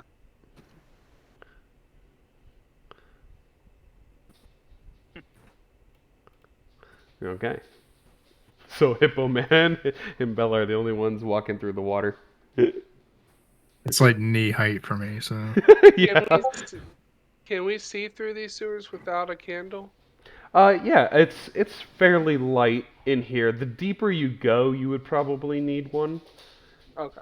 But in the main shaft here, I will say you probably don't need anything. Okay. Actually, I'll just Can you unlight What stick your is it? game why is it called Rat King Sewer? So I'll say you can see all the way down the main shaft, which you have another familiar. exit on your right. It looks familiar. Yeah. And then there is 2 exits to your left. It looks like that goes deeper into the sewer and a room on the left.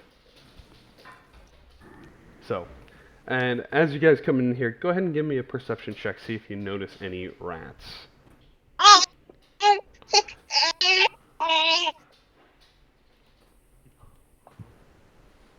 Oh, rats. All rats. Rats.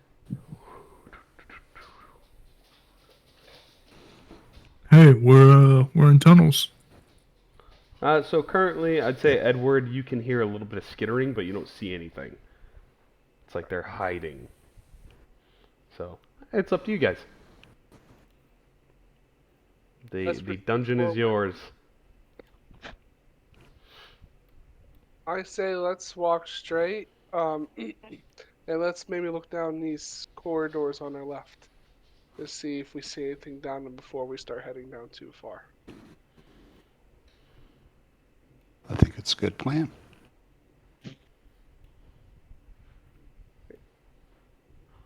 So can we just start moving our character? You can indeed. Just So keep how in far mind, can- I do have things set in certain locations, and depending on what happens, we will roll that way.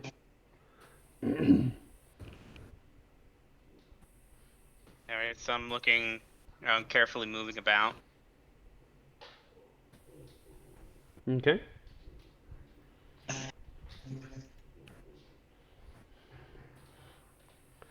So as you guys kind of creeping down a little bit at a time, stop right there, Edward. As you get closer, the chittering gets louder and louder. And you sort of peer off to the right and you see a hole that's kind of carved out in one of these sewers. And you see a rat jump out. And as that one jumps out, more rats start to come out the other sides of the walls. And as that comes out, you'll see a swarm of them up to the top side over here come out as well. And that is where we're going to roll our first initiative. As the rats are sort of coming out, and you see them just like coming at you. So to roll initiative there, Edward Kenway, on your character sheet main tab, you have a box called Init with a +3 in it for you. Just drag that and drop it on the chat. Yeah. Natural 20, baby. Sweet, sweet. Nice. Oh, it did group rolls. Nice. How do I set group rolls for initiative off?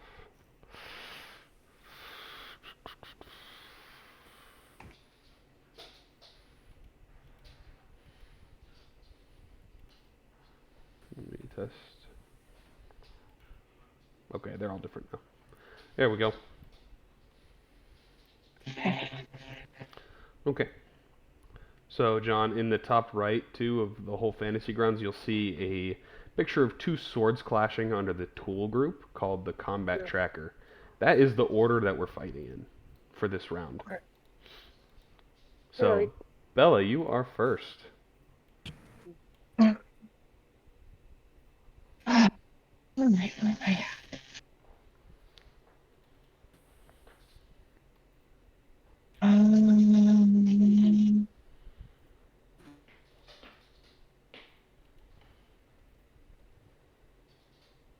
Let's see here.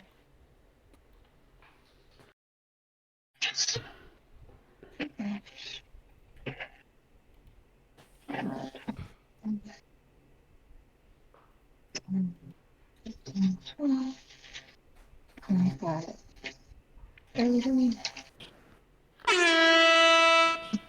gonna punch a rat.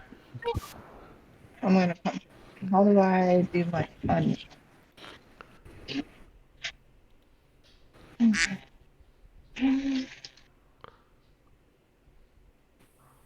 Oh, Daniel didn't set you up unarmed here. Unarmed strike. Oh, it's under monk. I just There you did not do it. It's under your unarmed strike on your monk action tab. There you go. Alright, I get it, and then it roll. You hit rat number 4. You just walk straight up to it and you punch it. And And you kill rat number 4. You just walk up and you just like, ah! And just karate chop it and smash it into the wall. I see this and I'm like, well, that was cool. I know. You were That's the how I do. first person to just kill a rat with your bare hands. Just squish it. I don't like that. Splat. So, Bella, is there anything else you can do on your turn there? It's that's a lot. Level 1. By the way, Bella, what race are you? Just for the notes. Astral Elf. Thank you. Yes. Mhm. Cool, interesting. Yep, that's it. Alrighty, rat's turn. Rat number 3. So this one's going to come running out of the wall. And they have a decent number. 15. 15. He's going to move. He kind of jumps for a moment and swims, and he's going to take a little bite attack at you there, Edward. And a 5 misses.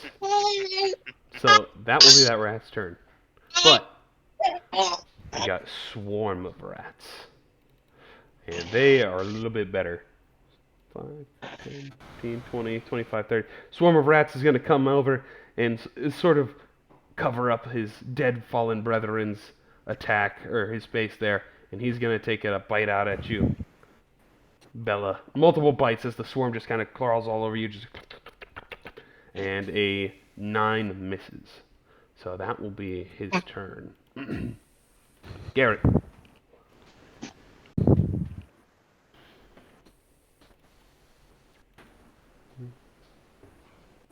Right. Alright,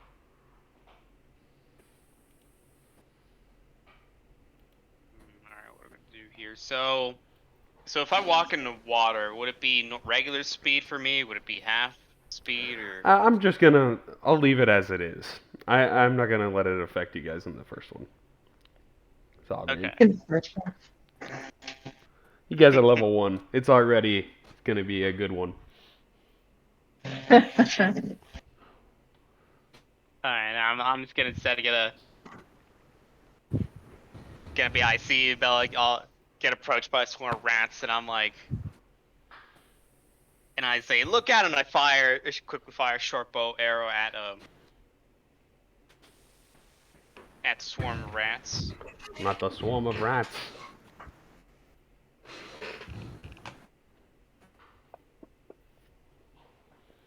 That is a hit. And I believe I get sneak attack.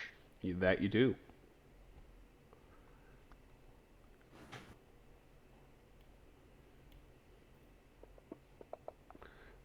So as you shoot, you take out like 2 rats in the swarm. And the swarm's still looking strong. It doesn't seem to do as much as you thought because the arrow only hits a couple of the rats out of the whole swarm.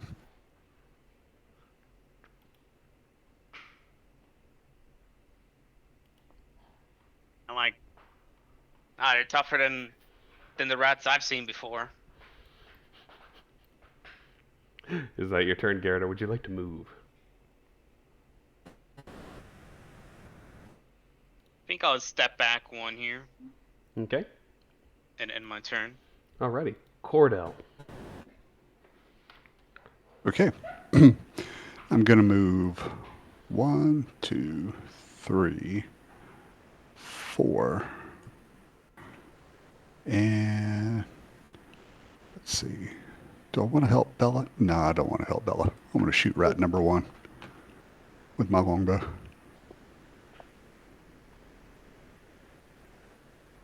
That's a hit. Oh, I love first level.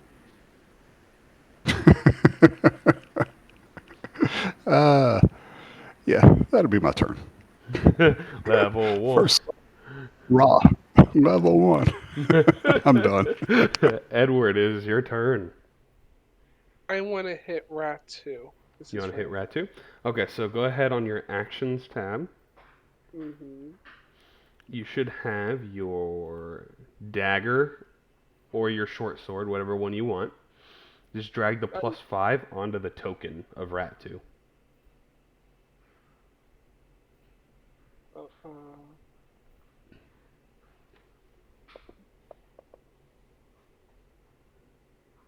Okay, you hit it. So now go ahead and grab the damage for the one that you used and drop that on that token. Which one's the damage? It should say 1d6 + 3 piercing. Ah, okay. Yeah, you grab that and then push it on the chat. There you go. And you, easily enough, stab the rat, and it just dies right there. Oh, alright. Got some pro rat killers here. Then can I move back a step? If you do, that rat will be able to swing at you with opportunity, if you want. No, I'll stay then. No? That's fine. Okay. You can push forward or stay around that rat, though, if you wanted. You know, to get to the other side of it, as long as you don't get away from where he could hit you. I'll go right here then. I'll be behind. Okay.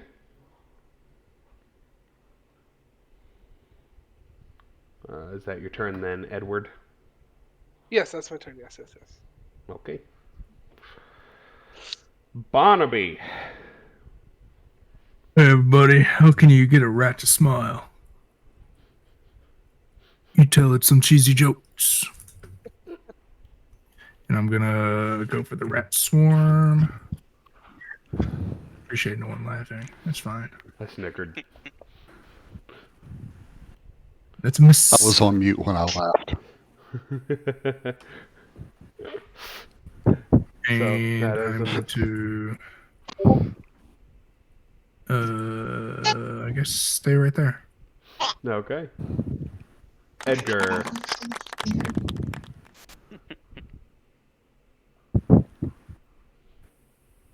Thanks, Vinny. I appreciate you. I use Good Plan.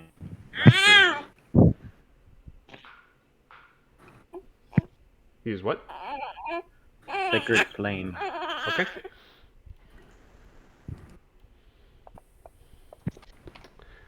Natural Hey, 20. look at that.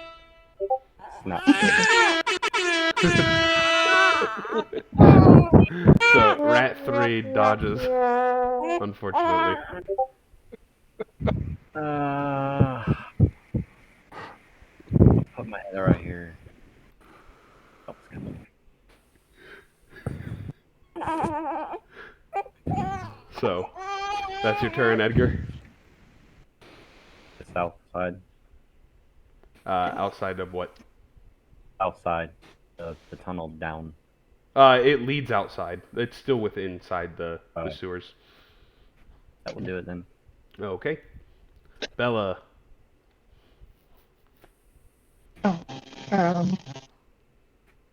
so when I walked up to make a bottle. Oh, okay. I'm right here. Okay, where's the next rat? You have a whole swarm of them.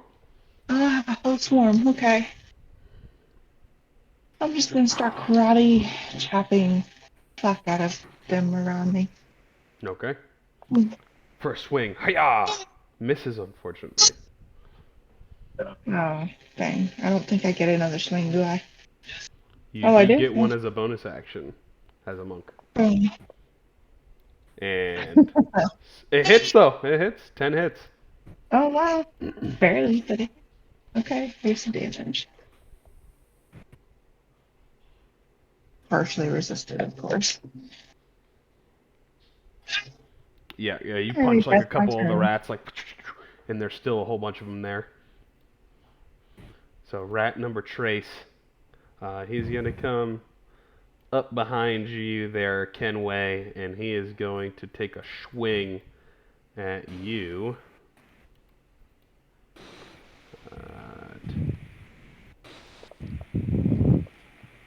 And he misses. And now it's going to be that rat's turn. The swarm is going to kind of come all the way around you, Bella, and they kind of like all just jump on you, like just cheeping with their little mice teeth. And let's see what they do here. Oh, 20 to hit. Barbs. You're gonna silvery barbs it? I was kidding. No, I was gonna say I don't think clerics get those. So you will unfortunately take this much damage, Bella, as they all just start biting at you. Just you take 5 piercing damage. Alrighty, Garrett.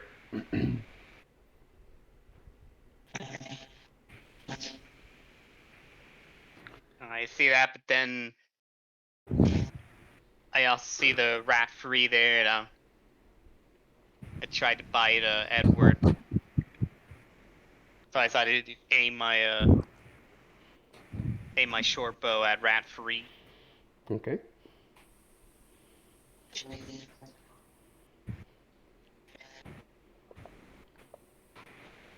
Hits. Boom. Sneak attack. Oh, this rat has 1 HP. He's just double, quadruple dead. Oh my goodness. He died 14 times. That's a lot. Okay, you just explode that rat with an arrow.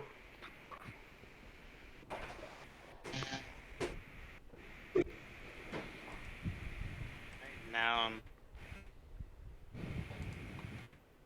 I'm gonna step back a little 5 feet here and end my turn.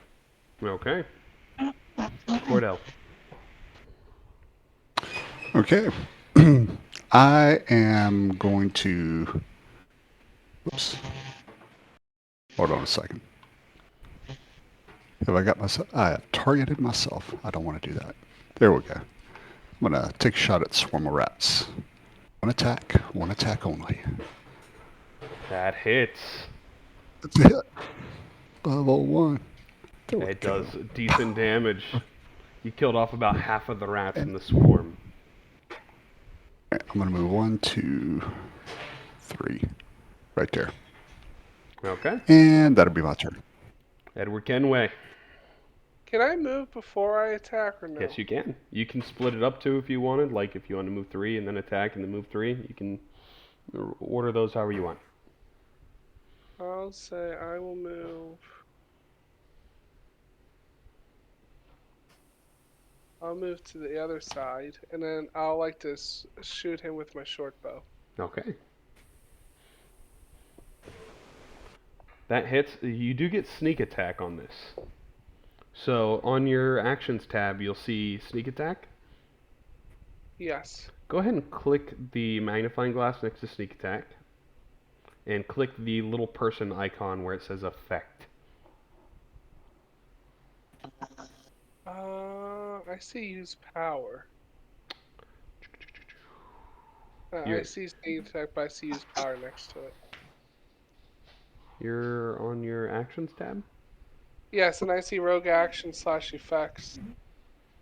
Oh yeah, and you see here we the effect there. Click the go. little You get person your icon. first level. You know how to strike through steadily and exploit a foe's distraction. Oh, you click the bobble. Click the magnifying glass next to the bobble. Oh, okay. Now you see the little person button icon. Yes. That puts it on you. Okay, now go ahead and roll your damage on the rat.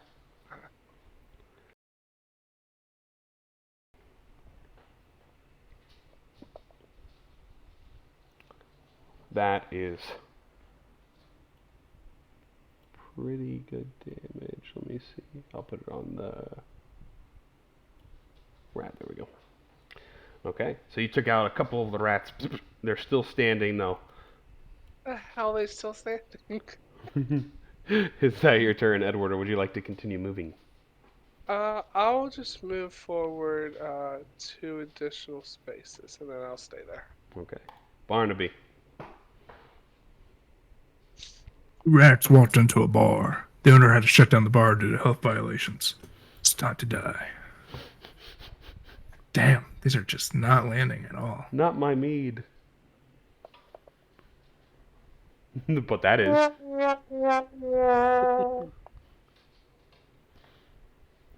2 damage to the rats. You take out another rat. And I'm gonna move there.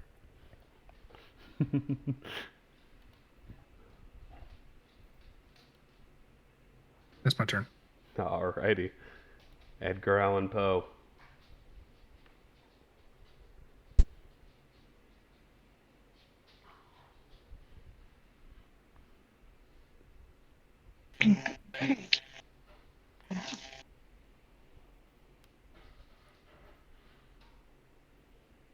I will use the back.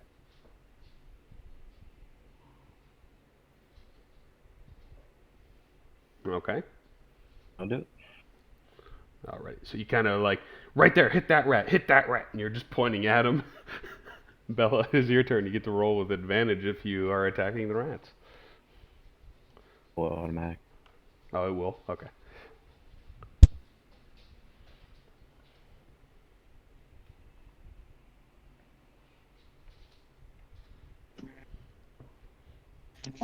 Sorry, I guess it was okay.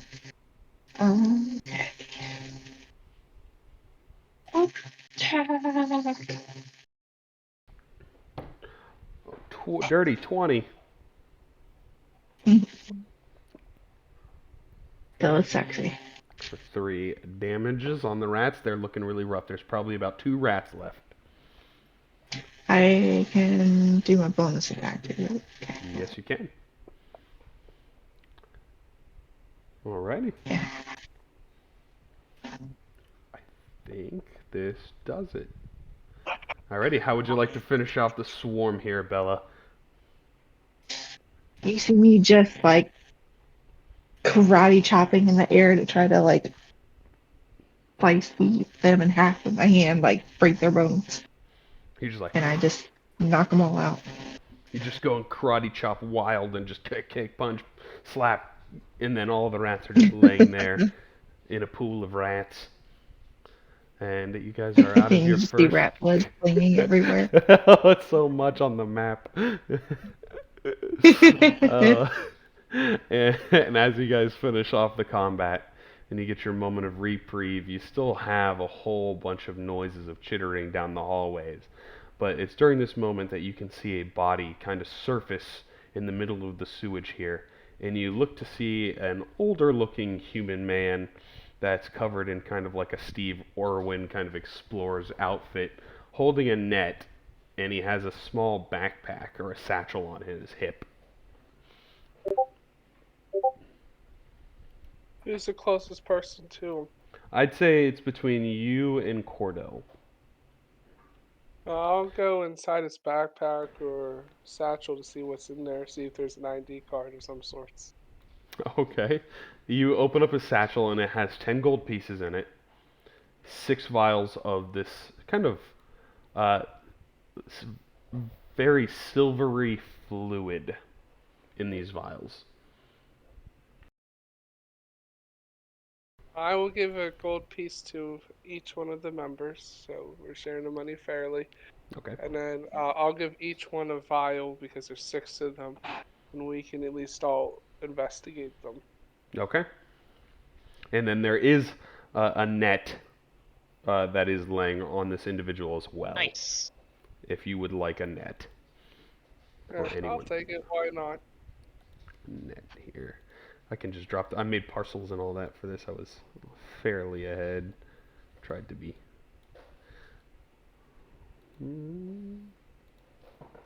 So when I take this net, does it go into my inventory automatically? It will here in a second. Oh, cool. I'm just gonna delete this one out of here. I'll just give everybody a singular vial. There we go. So the net should go to your inventory there. Boop. And I'll give everybody a vial of silvery fluid.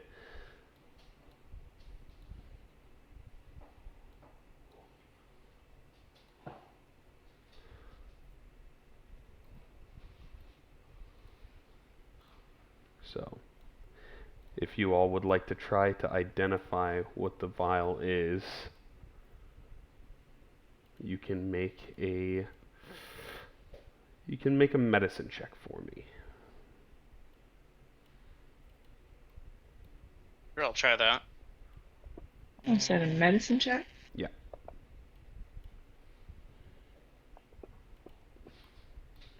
Hang on, I think I can. Oh wait, I'm a halfling. I can re-roll that shit. You can re-roll Natural one. one. It's alright.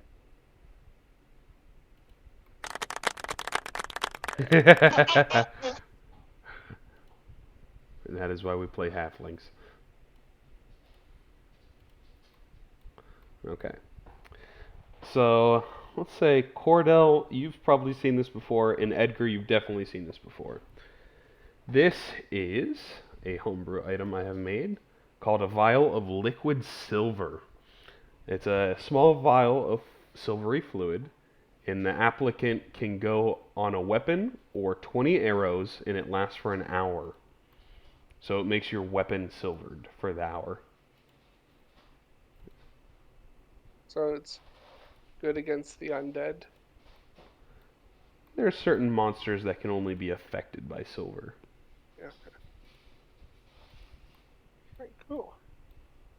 And it's good that each of us has one, so we're always prepared. Yeah, it's like I planned that out or something. So I'm gonna unmark all of those there and identify them for y'all. Is the vial of liquid silver.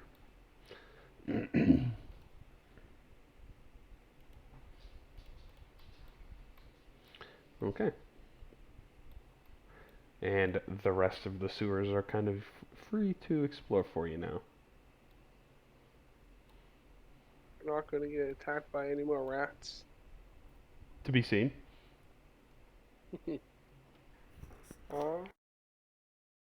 So we can just start moving freely? If you want. So Does you have. anyone want to go down these corridors? Look, can we look down these corridors? Like, They can get we see what's down there? they get a little bit darker as you go over there. So you might need to pop out a torch, but I'll probably give you, I'm gonna say up to about here maybe. You can see. Oh, except for certain people that can see in the dark anyway.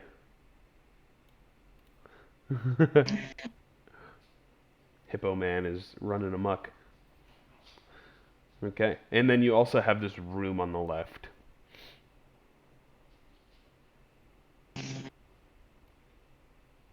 Wherever everyone wants to go, I'm fine with. I say let's go to that room first. That'll probably be best. So in this room, you all would see what looks to be an abandoned storeroom in bed, and a couple of the boxes are closed currently, but a number of them are open and contain things like spoiled rations, and one of them has a short sword and another one has a shield. But there is one box that is still closed. It's probably garbage, but let's open it.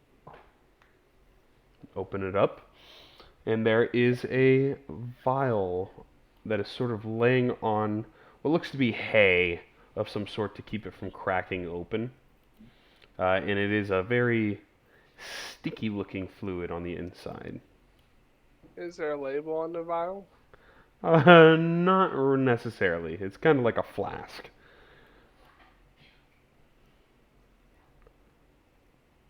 Anyone want to try it?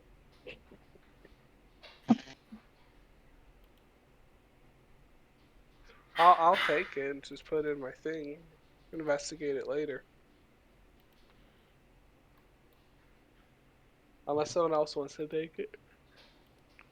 Or try to identify what it might be. ByVoicey.network. What was that? What was that? What? Yeah, what was that? I don't know. We all heard it, but we don't know which one put it through the mic.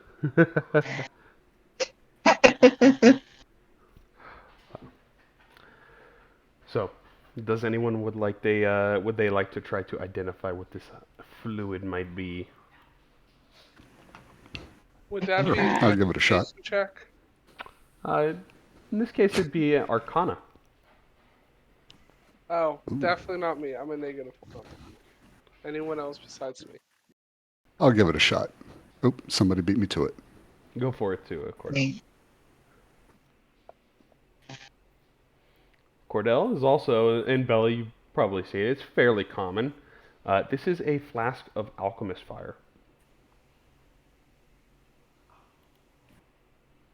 Ooh. So when you throw it, it creates. It's kind of like a Molotov. Oh, okay.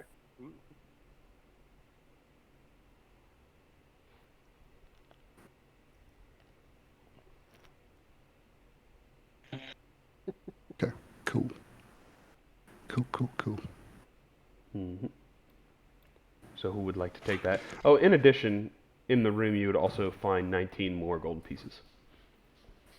Oh, nice.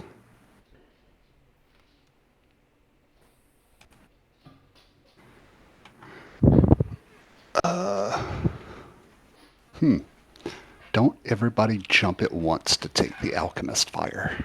I'll take it. Oh, everyone said I don't care to have it. Cordell. I'll take it. Does anyone need a shield or a short sword? Not me. I've got a shield and I've got a rapier. I'll take a short sword. Short. Short. Short. I'll take the short sword. Okay. And no, Edgar, do you need a shield? Yes. Okay, I'll give you the shield. Unless Edgar wants the short sword. Nope, just Just a shield. And also, during this time, Edgar, while they're sort of checking out the room, you notice what looks to be like we'll say probably like a 3-foot tall rat kind of scurry from the left to the right down the hallway. which hallway? The one you're currently standing at. It goes from left to right.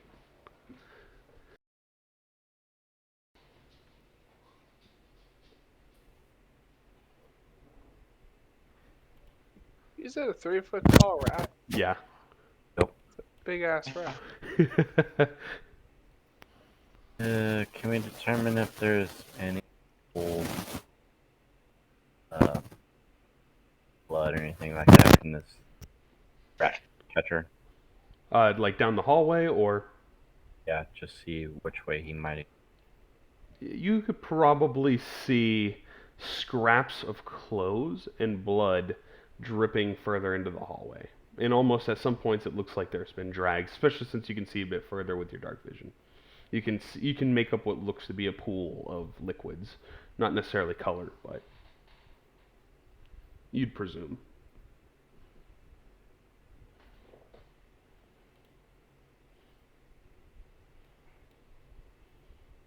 Right. I say let's go towards it and investigate it. Towards what? The rat? Oh, cool. Or I would say the drips of blood, and then I guess if the rat's near it, then sure. We're going to have to fight it, probably, so let's just get it over with. It's a 3-foot size rat. How hard can it be?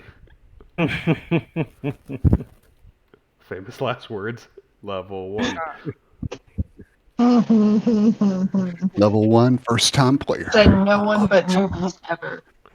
So, is Edward the only one that can't see dark vision? Garrett doesn't have dark vision either. Neither does Barnaby. That's part of it. Wow, half the party is blind. Okay, I'm gonna Level. drop. I give all three of you dark vision, and y'all get 300 feet. Okay, so I'm just gonna take off the mask up until this point. Then you will not be able to access these two channels because they're kind of just big enough. I'd say for the halfling too, but there is also like just rushing water on the lower part, so you'd have to kind of get into the water just to keep it simplistic.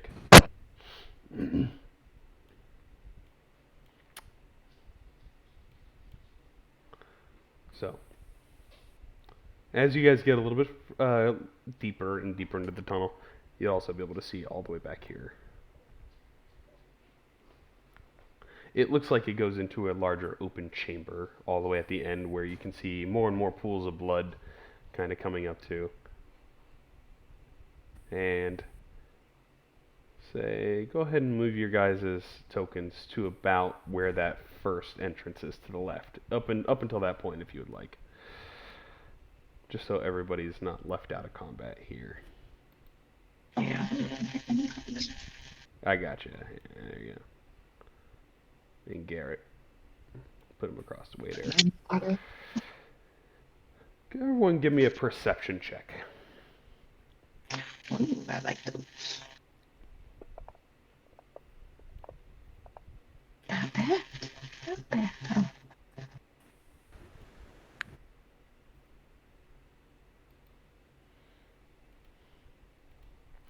Ooh, good. So Bella, Edward, Edgar, Barnaby, Cordell, everyone apart from Garrett pretty much because Garrett's a little bit further behind. You immediately start to see what looks to be a larger paw coming from around the corner up on top, and then immediately from the left, another large one, and then immediately behind you, you hear chittering of swarms of rats again. Another swarm of rats coming from behind you guys in that open channel. And that's where we're going to roll for another initiative.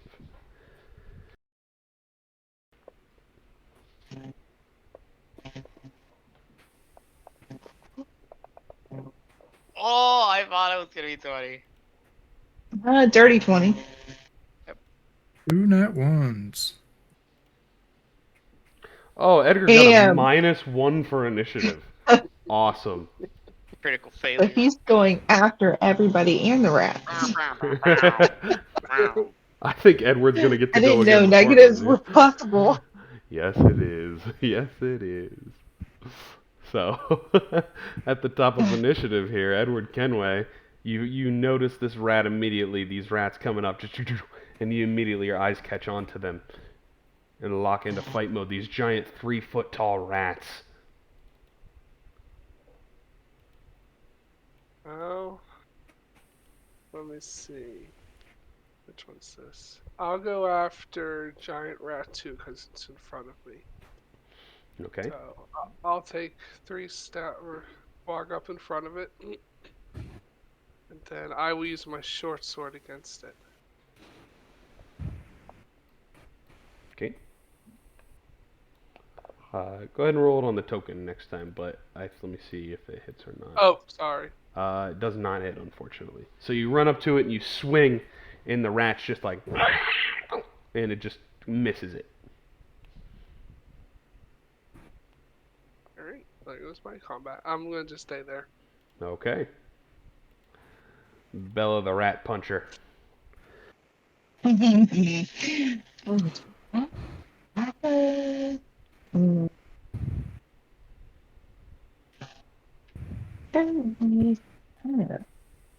the fuck out of Actually, I'm going to unmask this part too. Because Bella, as you get closer, you do notice what looks to be a man that is currently asleep in this chair up here to the left. I don't see a chair. It's like a Amazing. series of bricks. It kind of looks like a chair. I'll just put a token or something to mark him. Actually, no, I'll just add him to the initiative list.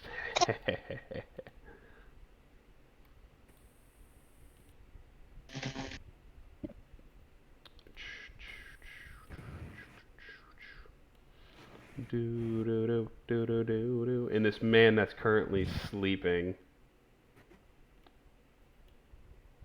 he looks to be a rat person. Ooh, a rat man. Oh, I can't wait to punch him in the face. Actually, I have a picture for him. Rat King. I didn't remember the guy from John Wick being that ugly. Somebody got that. Thanks. I got that. So you see this individual The end of things. sleeping currently.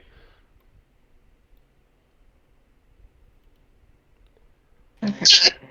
Alright, so if I use my short sword, I can do 1 attack with that and then a bonus Punch. offhand action. Yes, you can. Okay. Sword. Hold on, son. Almost a 20. That is a hit. Boom. BuyVoicey.network. Say it again. Was that Brett?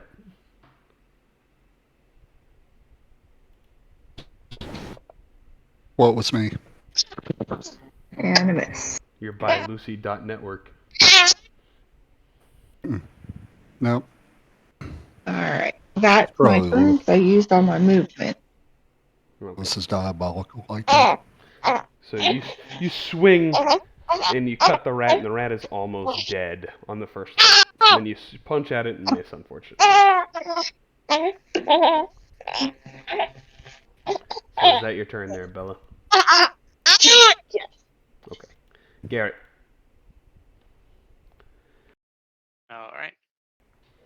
I see it goes to be attacked with small rats, so I gonna quickly shoot it up with a short bow. Okay.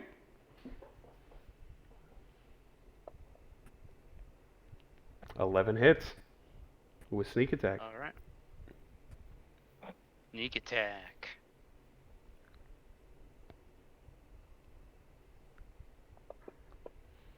Ooh, good damage.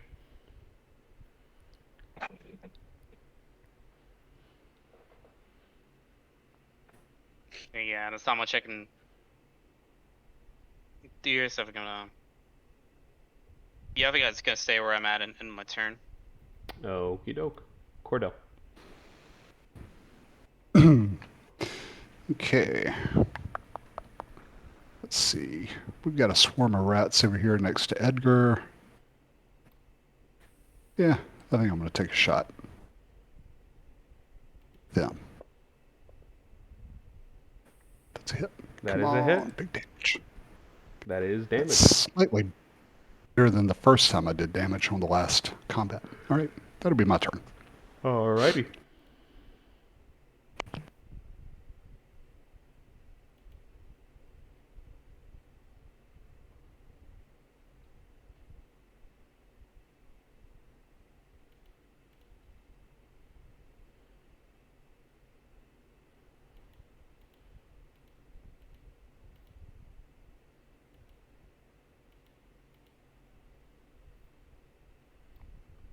So the giant rat here is going to immediately take a big old bite at Edward Kenway.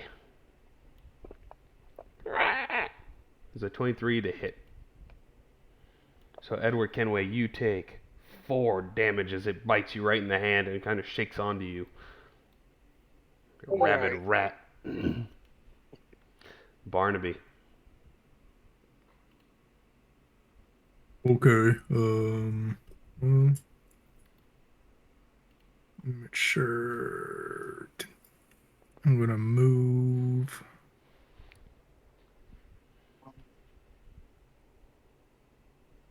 here. I'm going to do poison spray. Ooh. A success, Well, they unfortunately. succeed. Well, that's fine. Okay. Then I'm gonna move back. Okay. Is that your turn there, Barnaby? Yeah. Okay. Okay.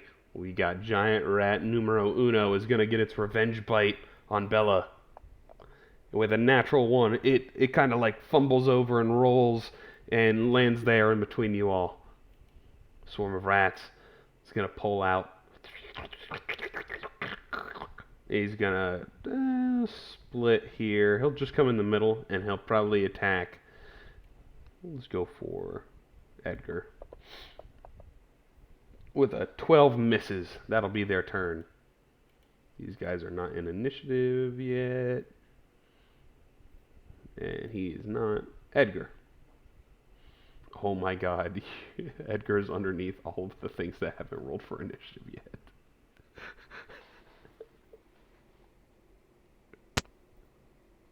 Okay.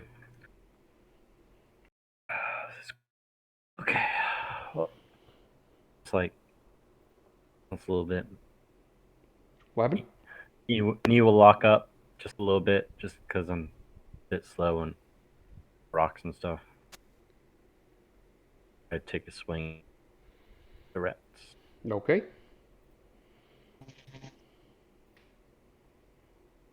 You to get advantage. That is a 22. Hits the rats easily enough. 2 damages to the rats. There's still a large number of rats in the swarm. Probably about 15 of them. Is that your turn, though, Edgar? I surmise that Cordell's more of a ranged guy. I don't know. That's up to Cordell. Cordell, do you look to be a ranged melee fighter or a ranged fighter?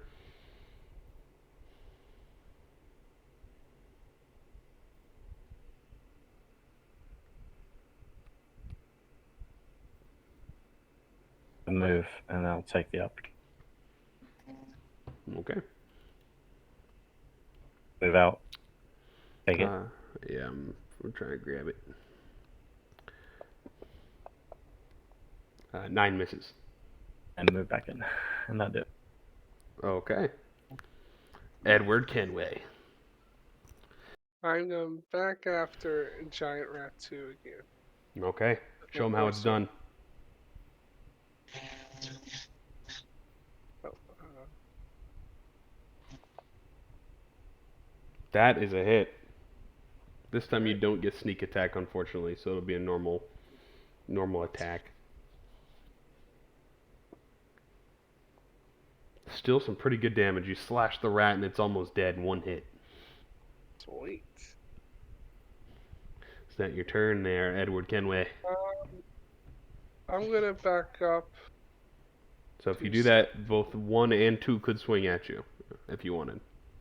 That's fine. You're gonna risk the hit? Okay. I'll risk the hit. So number 1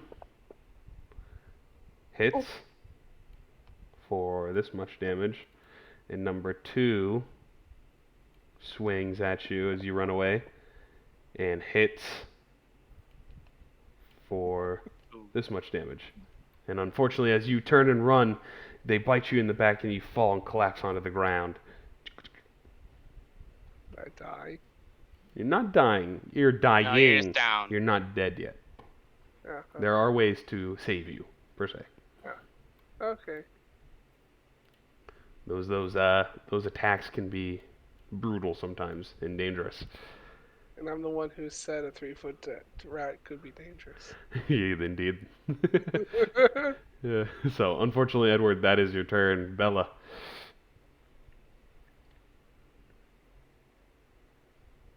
The rat moved on me. Same thing. Woohoo! That is 20! Do it. Instant death. a punched him. I just turn around with my short sword and just slice the thing in half. So you can move and then finish off the other one with your bonus action if you wanted. Yeah. 10.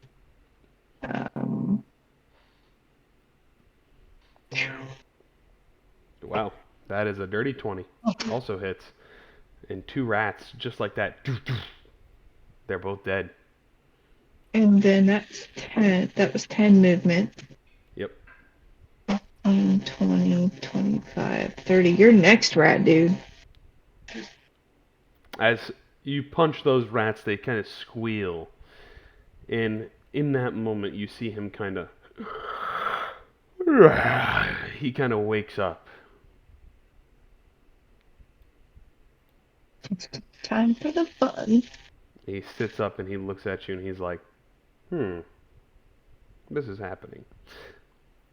So, Bella, that is your turn. I'm actually going to go ahead and roll initiative for the rest of those guys then. And I just got to remember what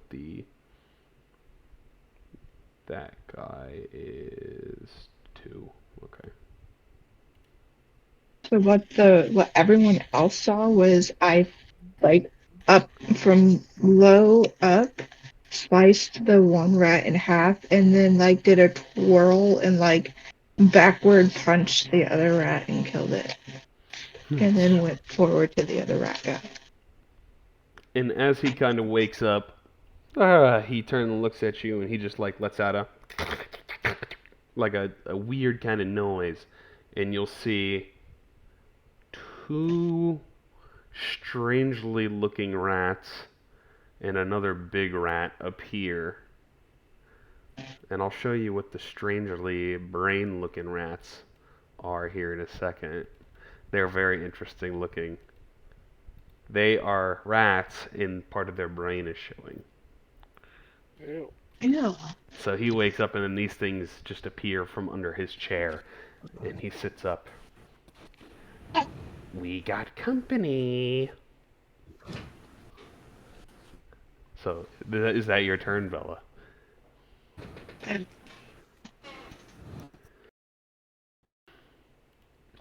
Cranium rat number uno. Got its speed of 1,000,000, so he's gonna run over here.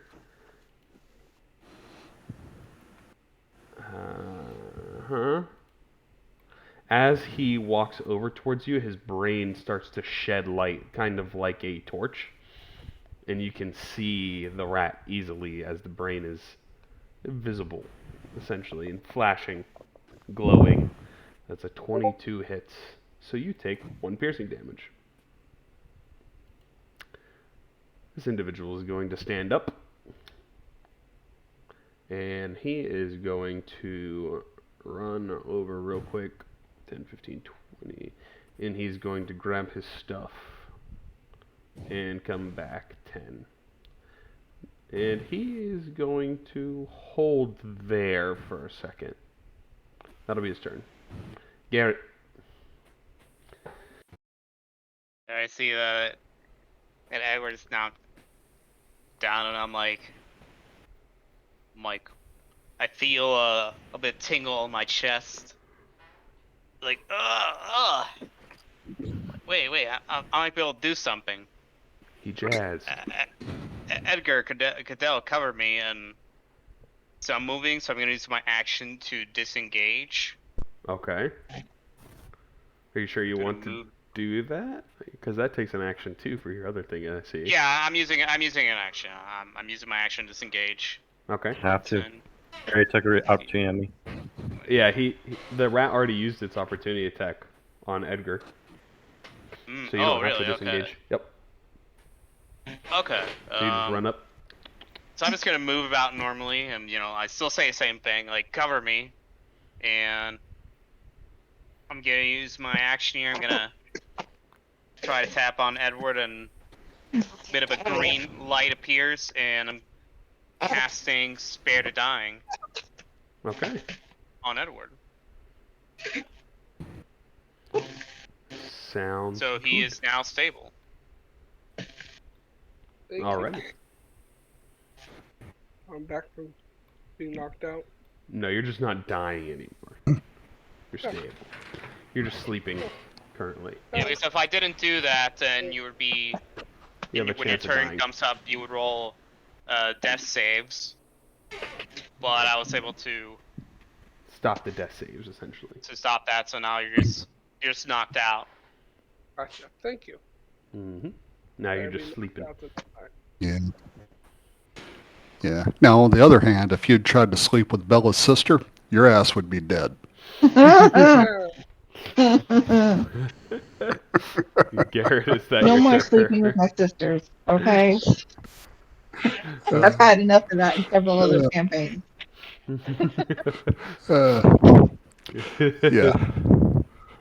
Is that your turn there, Garrett?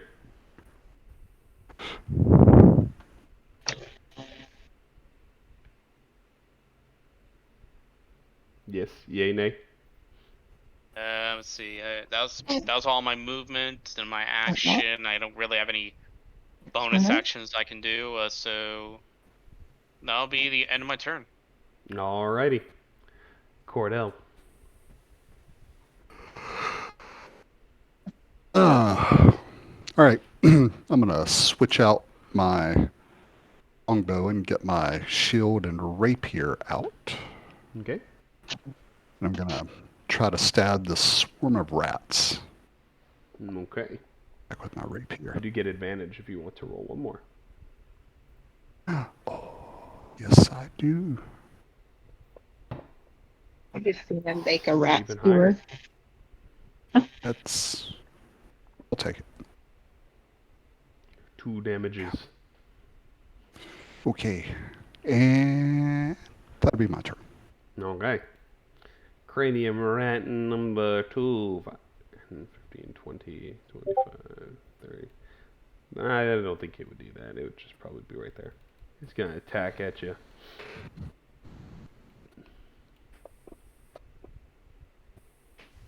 Misses. That is that rat's turn. Giant rat.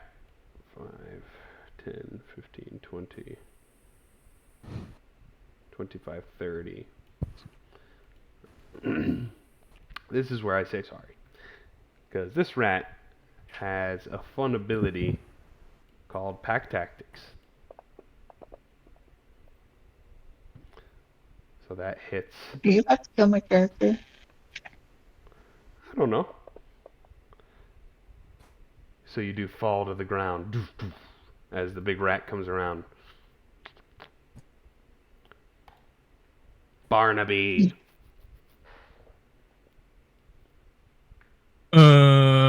Okay. 5, 10, 15, 20, 25, 30. I guess I can run up there. 30 to there. Bash. Grab out my big old club and bash in rat number 3. Yeah. As 15 hits. And then I will do what's it called? Astral Spark? Yeah. Yeah, I can essentially cause extra force damage with a connection to the astral plane. So I'm gonna do that. equal to your, so it does an extra 2 damage. That's pretty good. Yeah. Yeah, one 2 sec. force damage. Force. Yep. So damage plus damage. There we go. And then it's dead. And just like that, it's dead. Oh, Okay, red that's a circle. rat on that. That's a rat. That's my turn. You see the unidentified rat man creature kind of just like, ah, you killed him. And a swarm of rats. Cordell just stabbed him. So I think these rats are going to attack Cordell. That is 5 misses. That is their turn. Edgar with the -1. Sleep in that area. You can't sleep? Okay. So go ahead and roll 5d8.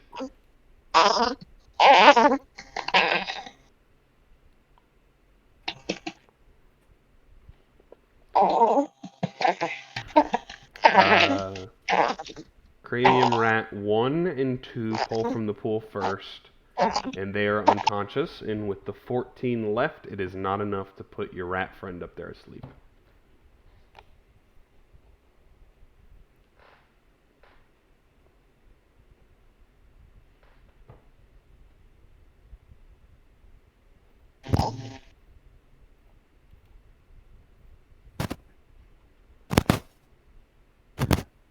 I'll stay right here.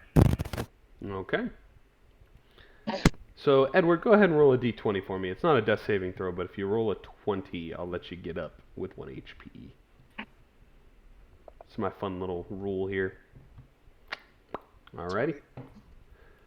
Bella, go ahead and roll a death saving throw for me, please.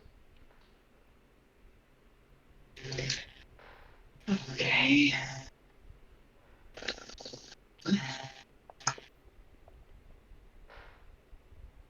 Okay. Cranium Rat's asleep. This guy is going to...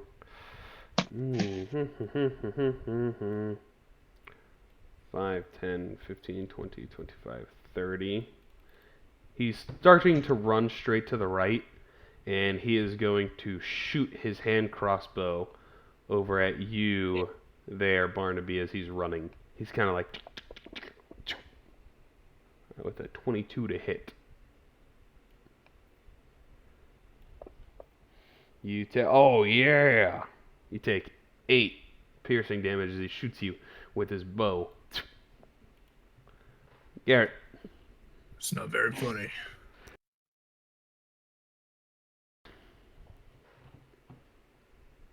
All right. I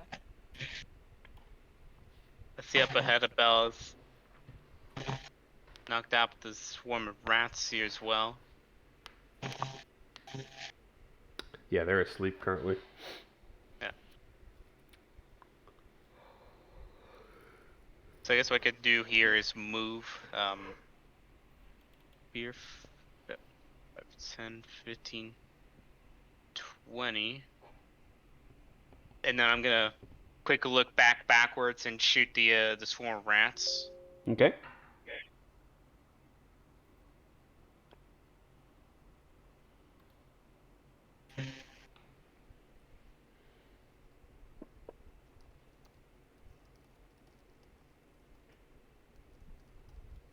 Nice. That hits course. with sneak attack. Sneak attack.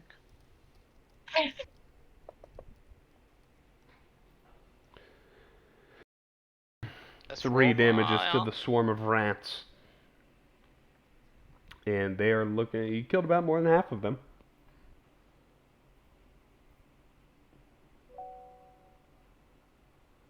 So that will end my turn. Okay. Cordell.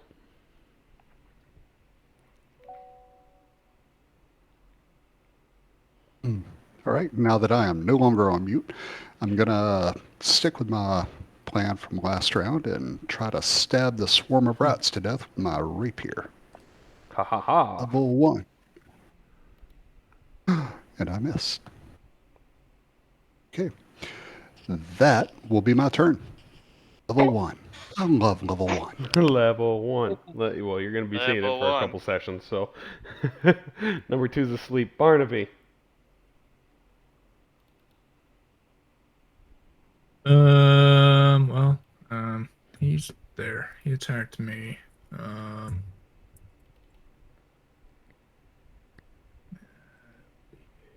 gonna run over to him, and I'm gonna say, "Shake my hand." I'm gonna do shock and grasp. That hits. As you shock him, he's like, you hurt me. No one ever hurts me. You hurt me.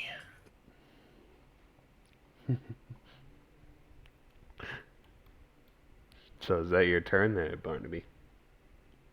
Yeah. Swarm of Radicus. Rats are gonna dish it back out here to Edgar. 4 misses, unfortunately. That is their turn. Edgar.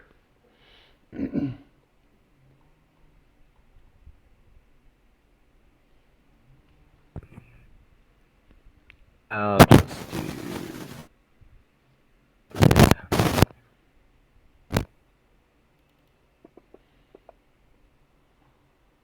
They fail. Oh, that's a big damage. And with that, you just blow them away. Just necrotic damage seems to be a lot better than the physical damage on the swarm. So they bite the dust.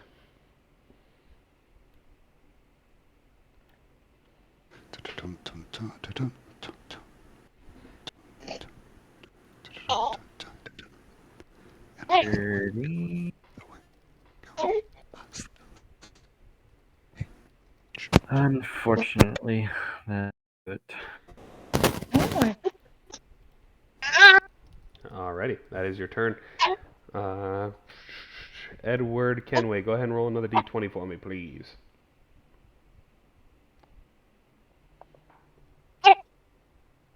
That's okay. It doesn't affect anything. Bella, go ahead and roll Yeah, another death it's a saving good throw. thing you're stabilized because if you weren't, that was 2 That's 2 fails failed death for a saves. death save. And if you get 3 failed death saves, you die. So, Bella, death saving throw, please. It's okay, she's just going to get an nat 20 here. It's a success, though. Rat's asleep. This dude. He sees everyone kind of coming up here. Let's see what we got.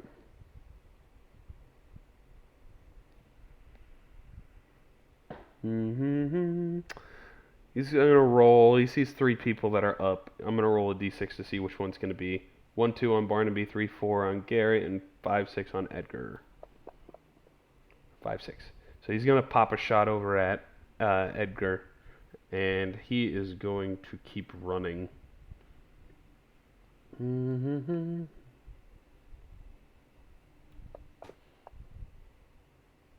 As a 19 to hit. I think that's more than 30. 5, 10, 15, 20, 25. Oh, you are very lucky. It is just barely out of range.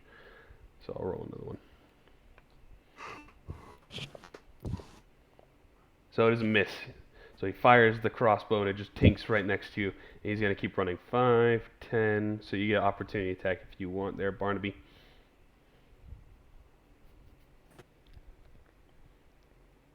What? You get an opportunity attack if you want. He's going to run. Okay. Club. That misses. Misses. 5, 10, 15, 20, 25, 30. He starts to tuck back into this corner here. It looks like a little tunnel that he's running towards.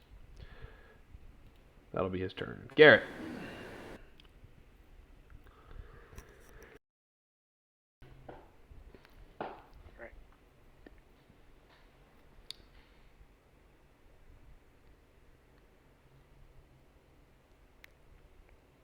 I think I'm gonna come up here. I'm gonna stabilize Bella with Spare to Dying. Okay. You are stabilized. And now I'm gonna move here. I see this this other rat. I assume it's like a larger rat, almost more humanoid. Yeah, he's like a half human, half rat thing.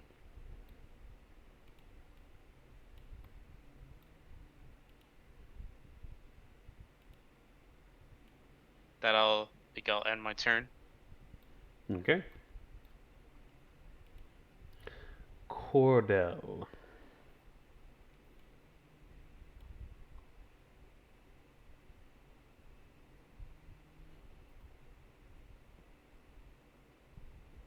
Wow. Okay. All these years and I never knew that. Okay. Can I get a pretty good idea of what is going on up around the bend? You saw what Like, looks to be a rat-like human man fighting your friends up there and shooting a crossbow. right. So, out of gameplay, real quick. I'm trying not to meta game, but I'm trying to, I guess, get an insight if where I'm at, if I can figure out the rat dude is going to be, if I can basically take and cut him off at the pass, kind of like that. So this That's is what I'm trying to figure out. I got you what you're saying. This is a wall that you can attempt to squeeze through, but it is watery. Okay. So you'd have to kind of swim through. But there's a possibility Okay. he might come out that way. Yeah, that's what I'm trying to figure out. If I can tell from the commotion up there where Barnaby is at, if I can get an idea of if this is the direction that he's headed. If I can. It might be a possibility that he comes down that way, yeah. Okay. So this is what I will do. I will attempt to cut him off at the pass. If you're good with it as the DM. Go for it. 1, 2, 3, 4, 5. Okay. And that puts me at the top of my movement right there. Okay. So you just want to hold until you Nope. see him come this way and attack him?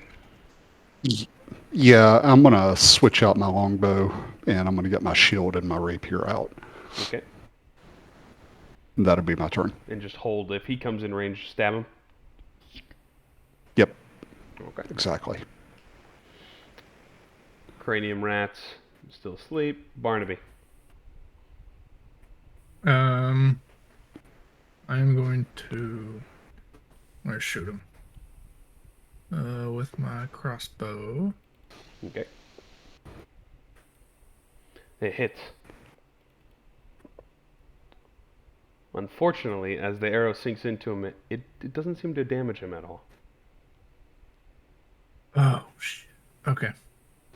Because he is immune to normal damages. Can I do a bonus action? Put silver on my I'll crossbow allow it. bolts? I'll allow it. It Okay. says, just for this time, you guys kind of figured it out. So bonus action, you pour it on your crossbow bolts, and now you are prepped for the next attack. So, Okay. Is that's that your my turn. turn there? Alrighty, Edgar.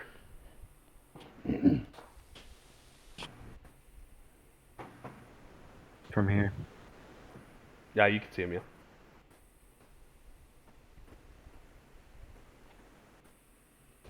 I will use Fairy Fire. Okay. Of course he's gonna save.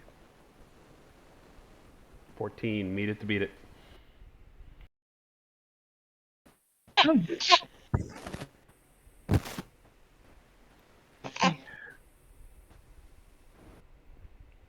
So is that your turn, Edgar? Moving?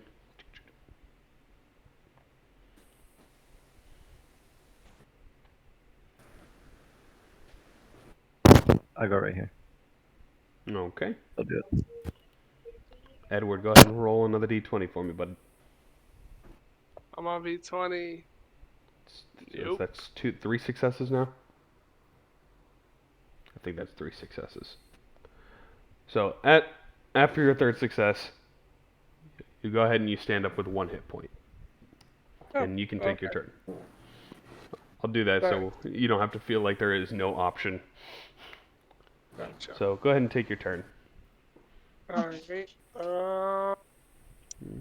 I will go towards the cranium rat one, So and I will use my bow.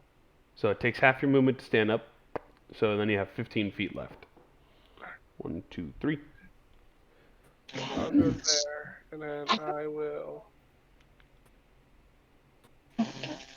Shoot the rat. Did I roll that twice? Yeah, because they are asleep. Ah, So okay. you shoot Wait. cranium rat 1, And you had advantage on the roll.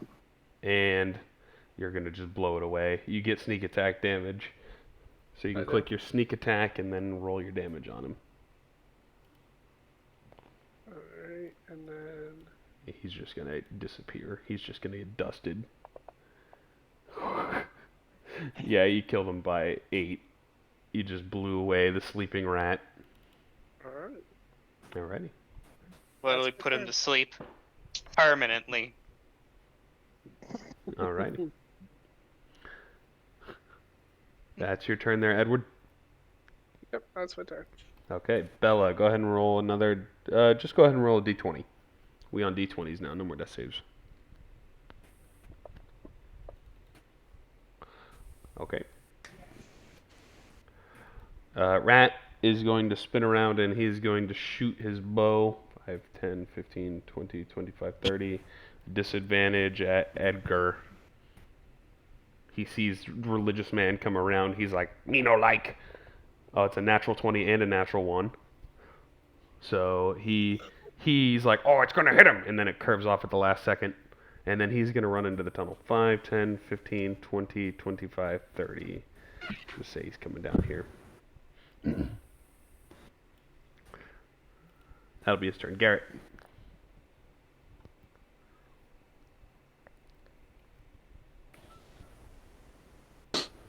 So I'm gonna start moving here. 10, 20.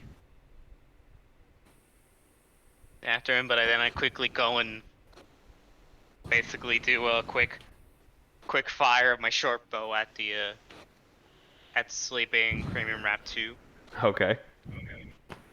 to clean up.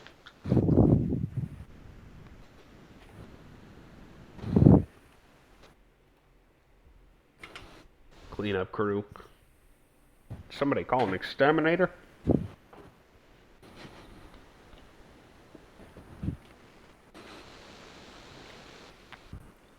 And that one's dead. And it's beyond dead. Oh, it's even worse. That's beyond dead rat. You just exploded the rat.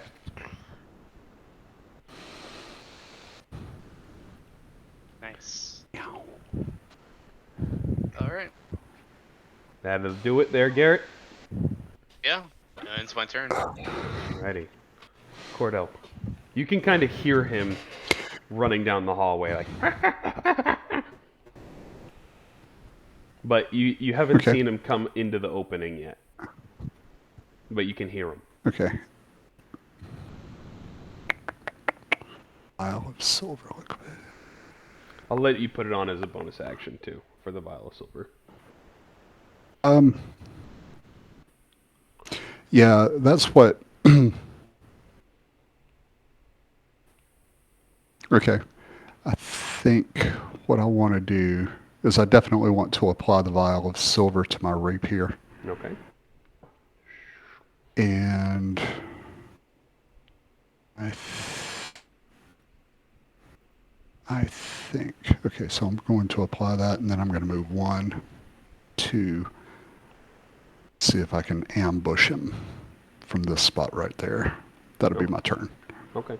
So you kind of tuck down and squeeze in and swim in the water a little bit, and then you can see him Yep. up this tunnel. You can see him booking it your way. Would you like to hold your action for a stab if he comes? Yes. Okay. And let's see, that is the silvered property. Yes, silvered property. I can just apply it to him too, if you guys don't want to put it on your weapon. Okay. Yeah, I put it on there. I'll take it off after the combat because it only lasts for an hour. So, all right, cool. All right, That's my turn. Barnaby. Barnaby Stitches. At your service. 5, 10, 15, 20, 25, 30. Damn. Okay. Well, I'm assuming I can't see him. I'll give it to you. Go ahead. You sure? Yeah. You peek over. You're a big Okay. boy. You're 8 feet tall. Just hear dun dun dun dun dun run through the tunnels. 19 hits.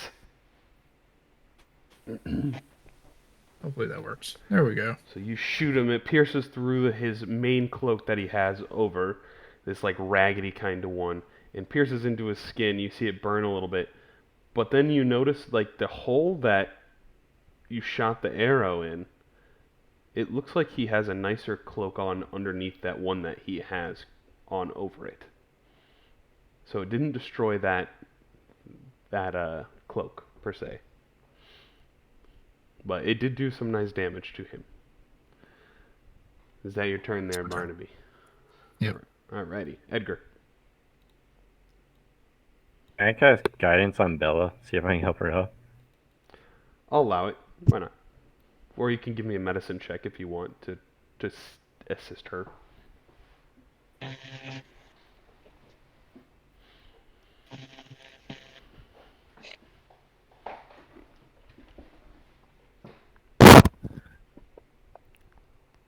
Is a 24. Say it does something. Is that your turn there, Edgar, or would you care to move? Right, so that was my act. Oh, as a. Ew. Can I just turn that was the rat that I saw earlier? That is not the rat. You just saw one of the giant rats earlier that ran from left to right. This guy is way bigger. He's probably about 5'10". Like he's a human. Okay. Well, then I'll just stay here and watch over. Oh, sounds good. Edward Kenway.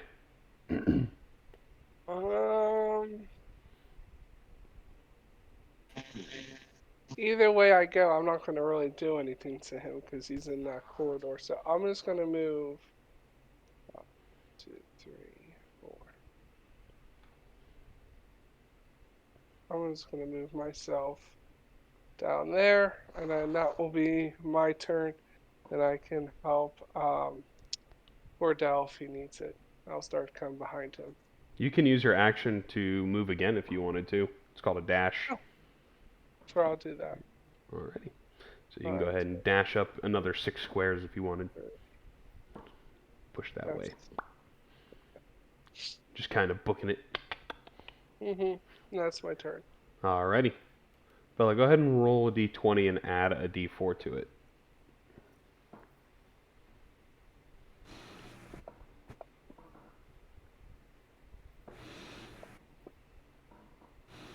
Okay. So with that one, you kind of you briefly come to, and you have 1 hit point, and you are back in the fight. If you wanted 1 to HP in a dream. go chase after Rat Man. Mm-hmm.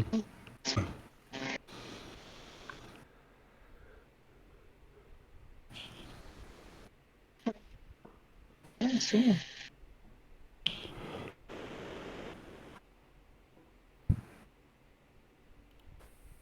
Where am I coming?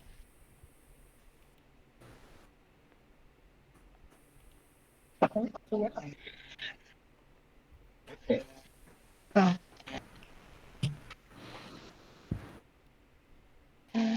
10.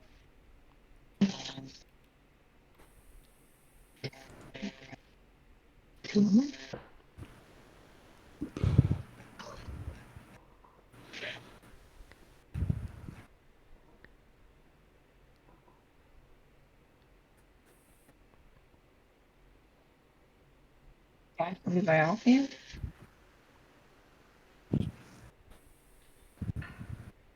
And my dash, I get another half speed, right? So you used half your speed to stand up, so that was 15, and then you moved 3, and then you get, if you want to dash, you get an extra 30. So then you could go 6 some more squares. That's a wall there. Hold on, 1, 2, 3. Okay, 5. 30. I'm right next. Barnaby, I'm in the same square. Okay. Like right with him. I gotcha. What's poking me?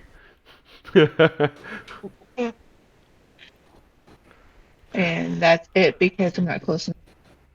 Alrighty. He's gonna keep on running. They'll never catch me. And then he turns here and he's like, oh shit!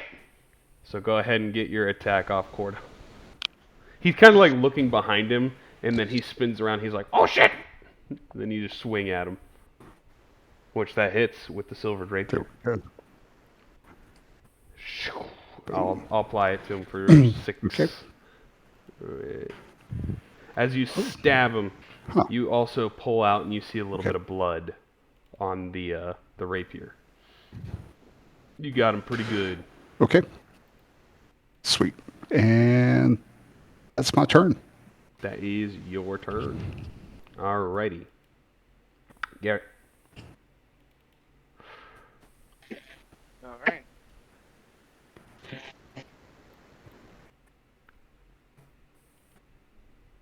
I tend to move here. 10, 15, 20, 25. Do I get a clear shot at this rat dude? You do. I'll give it to you. Awesome. Yeah. So I'm gonna Did you want to put your vial on Take a first? shot. Of silver.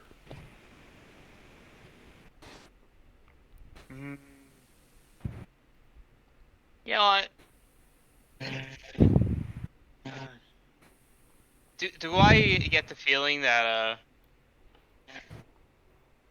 that if I don't It does nothing. hmm, Yeah, I would say you've yeah, so I seen feel like Barnaby do it, and he just kind of shaked it off and ran. okay.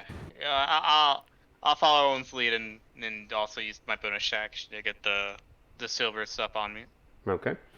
So you pour it on your arrows real quick, and then you pull one in and... Yep. So I'm just gonna put in silver. curve the arrow. So now I'm gonna fire. So did the were-rat see me coming, or? I mean, you have advantage from... Or not advantage, you have sneak attack from from Cordell if you hit him. But Alright.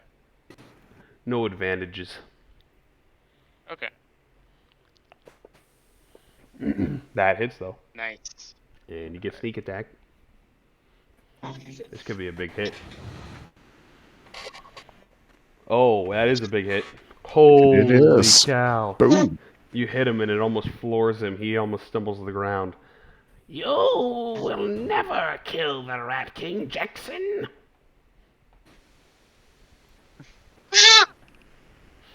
Damien said, yes, we will. They think he's dead. Is that your turn then, And- Garrett? Yeah, I believe that'll be my turn. All right, Cordell. He is right here. He's floored.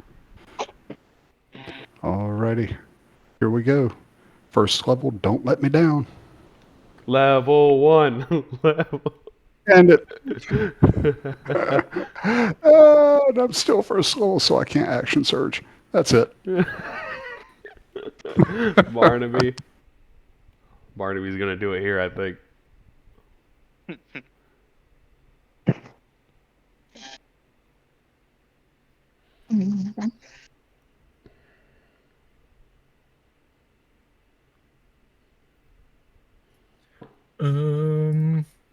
Barnaby, send her home, bud.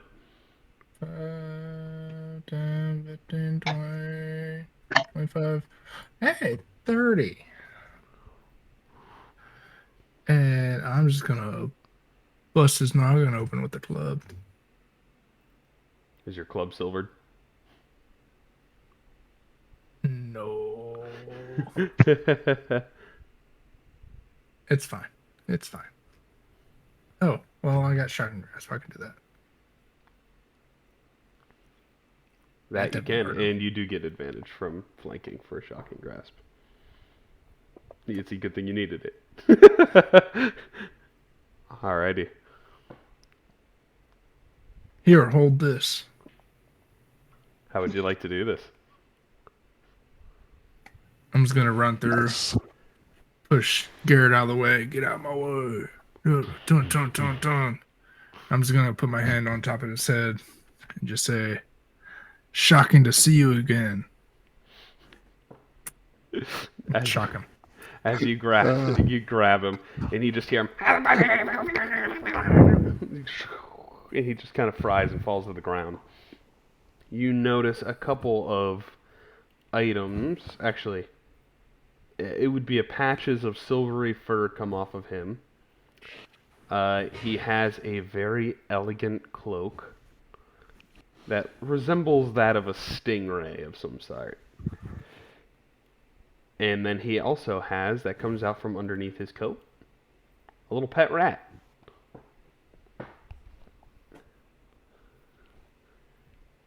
Why would he have a pet rat if he's a rat?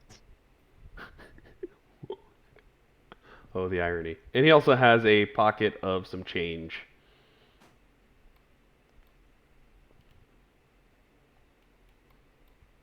Okay. Sounds like we're going to Yeah. get paid again. I'm gonna kneel down, and put my hand out for the rat.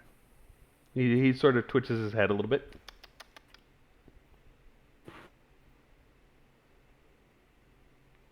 And he runs up to your Oh, arm. little guy. Look at that, guys. I got a rat. Nice. Yeah, that you do, Barnaby.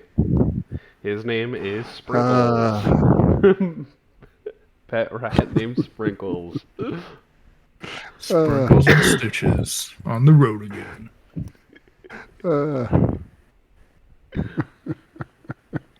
If there's anything about me playing D&D, It's always if pet. there's a companion, there's any kind of companion, I'm taking it. That's what I was just sitting here laughing at. It's like every time something comes along and Corey takes the companion. Evil, I'm gonna turn it good. Where's my pet gelatinous cube? But you get the silvery furs, which you assume it can be sold for some money.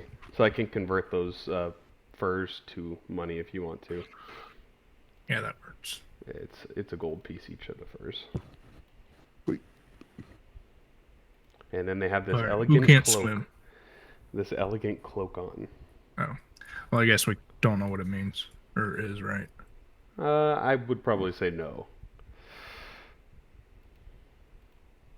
I'm distracted by the rat.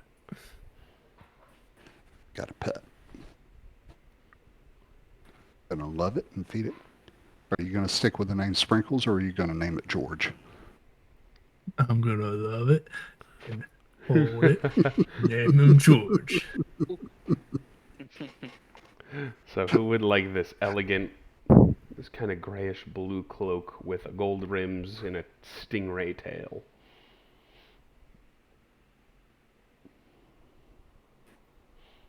No one wants it. I'll take it. Literally anyone that cannot swim. I don't think anyone here can swim. I can. Oh, yeah, the hippo guy. I just can't breathe underwater. That's the only thing. But Which this Just- might be. oh wait, yeah. Who knows? Who knows? It's just a cloak. It's just a cool cloak. So Edward once, no one else taken? I'll let Edward have it. He's the new guy. Bell's like, I'm gonna get to a point where I can run on water, so it's okay. There you go. Alright. So you can put on your fancy cloak if you want. You do I'll get do services later, and by later probably in the next session when you can get these identified. Whatever you don't know. So, as you all sort of finish off and you loot the man, you see your amulets, your star planeswalker amulets. They do glow a faint bluish pink, purplish kind of light. And you'd probably tuck it under your shirt just to make sure the glow's not visible. But in the words of the guild master, the commander Buzzkirk, you all can return whenever you want now that you have completed the mission. But that is up to you guys. You can also continue around town collecting all your items or getting your payment, having a drink, listening to rumors, or whatever else you want to do. I think we go get paid. Definitely. Okay. 50 gold pieces each. That's a lot of money. 50 gold pieces a piece. That's extra 300. Let me go into the party sheet here. So you guys make your way back down to the mayor's kind of estate, and you see Orville. Well, I didn't see. Did you find my boys? You all look fairly beat up. Mhm.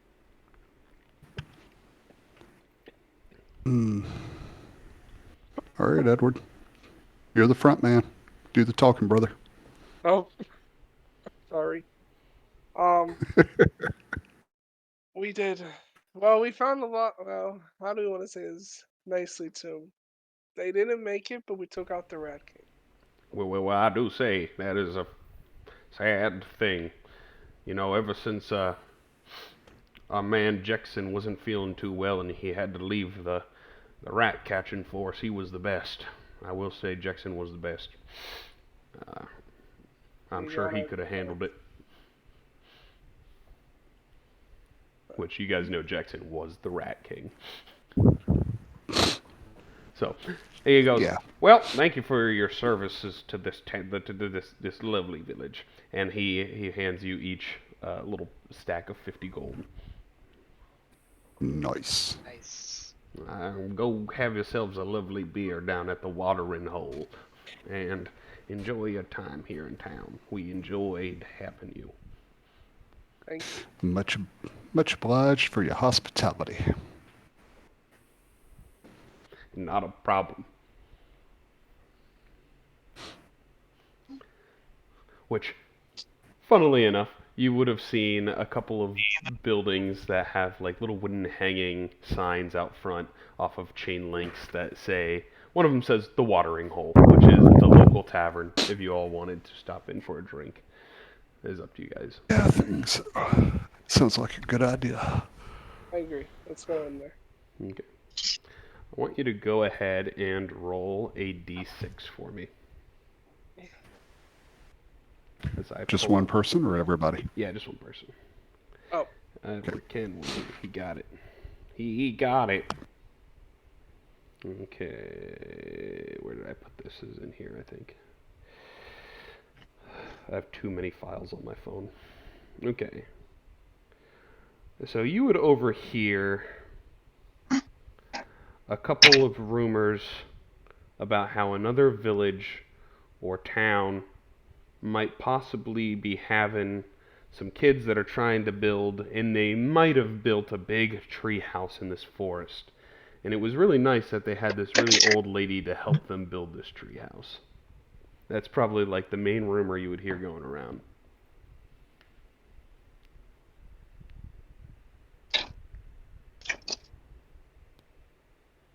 Should we investigate that at all? You don't have to. It could just be a rumor, for rumor's sake. So, why would old women be helping build tree houses? And you guys can always go back to the guild and then come back into the miniverse. That's an option. Yeah. I like that idea. Just in case you want to get I some like stuff that and then come back. So you guys have I that want to free. get my health back. A night's sleep will do that for you. Nice long rest. So you all settle down with a nice pint of ale, because that's probably all this town's beers have to offer. You'd notice it's probably a little bit unfiltered because all of their water is kind of just from the streams around here, and it's not really filtered out. So you get a little bit of gaminess and a dirty essence to this ale that you drink. But everyone else seems to enjoy it, or they've drank enough of it to where they don't taste it no more. Either way. But you guys enjoy your evening. Or I'd say it's about midday. You enjoy your middayness. And the rest is up to you guys. Honestly, I'm good to go back to the guild.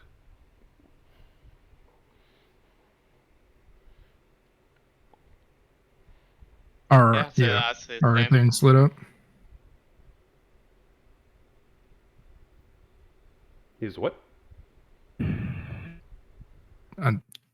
If I missed it, did the pennants light up below? Yeah, they are glowing a Light up? faint blue Okay, light. don't worry, Yeah, good. Yeah. bluish purple. Let's go back. So you guys like quickly step outside, go around the corner of a building, and hold your pendants and. It's gonna stay. You're staying, Edgar? In the tavern. Are you gonna stay in the tavern? Okay. So is everyone else going? Yep, I am. I'm going. Yeah.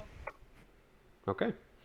So everyone else disappears back into the guild, where you see Commander Buzzkirk. He sees you guys sort of pop out of the miniverse. I must say, well done, all of you. You have a big reward coming your way, and congratulations for your first quest completed. And he'll hand you each a voucher.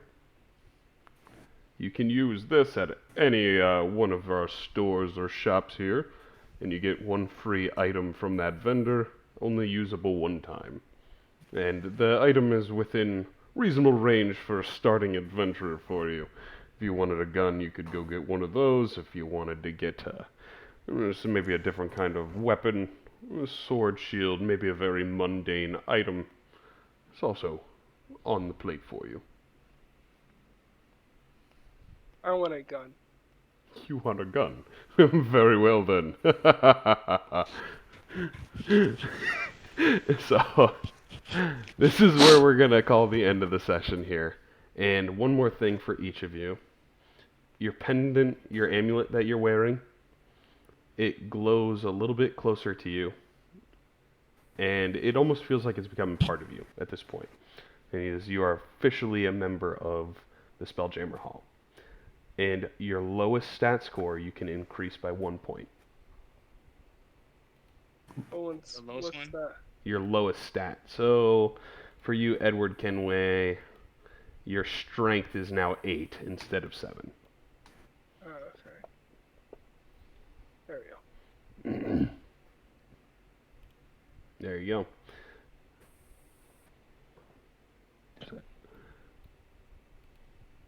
Cool.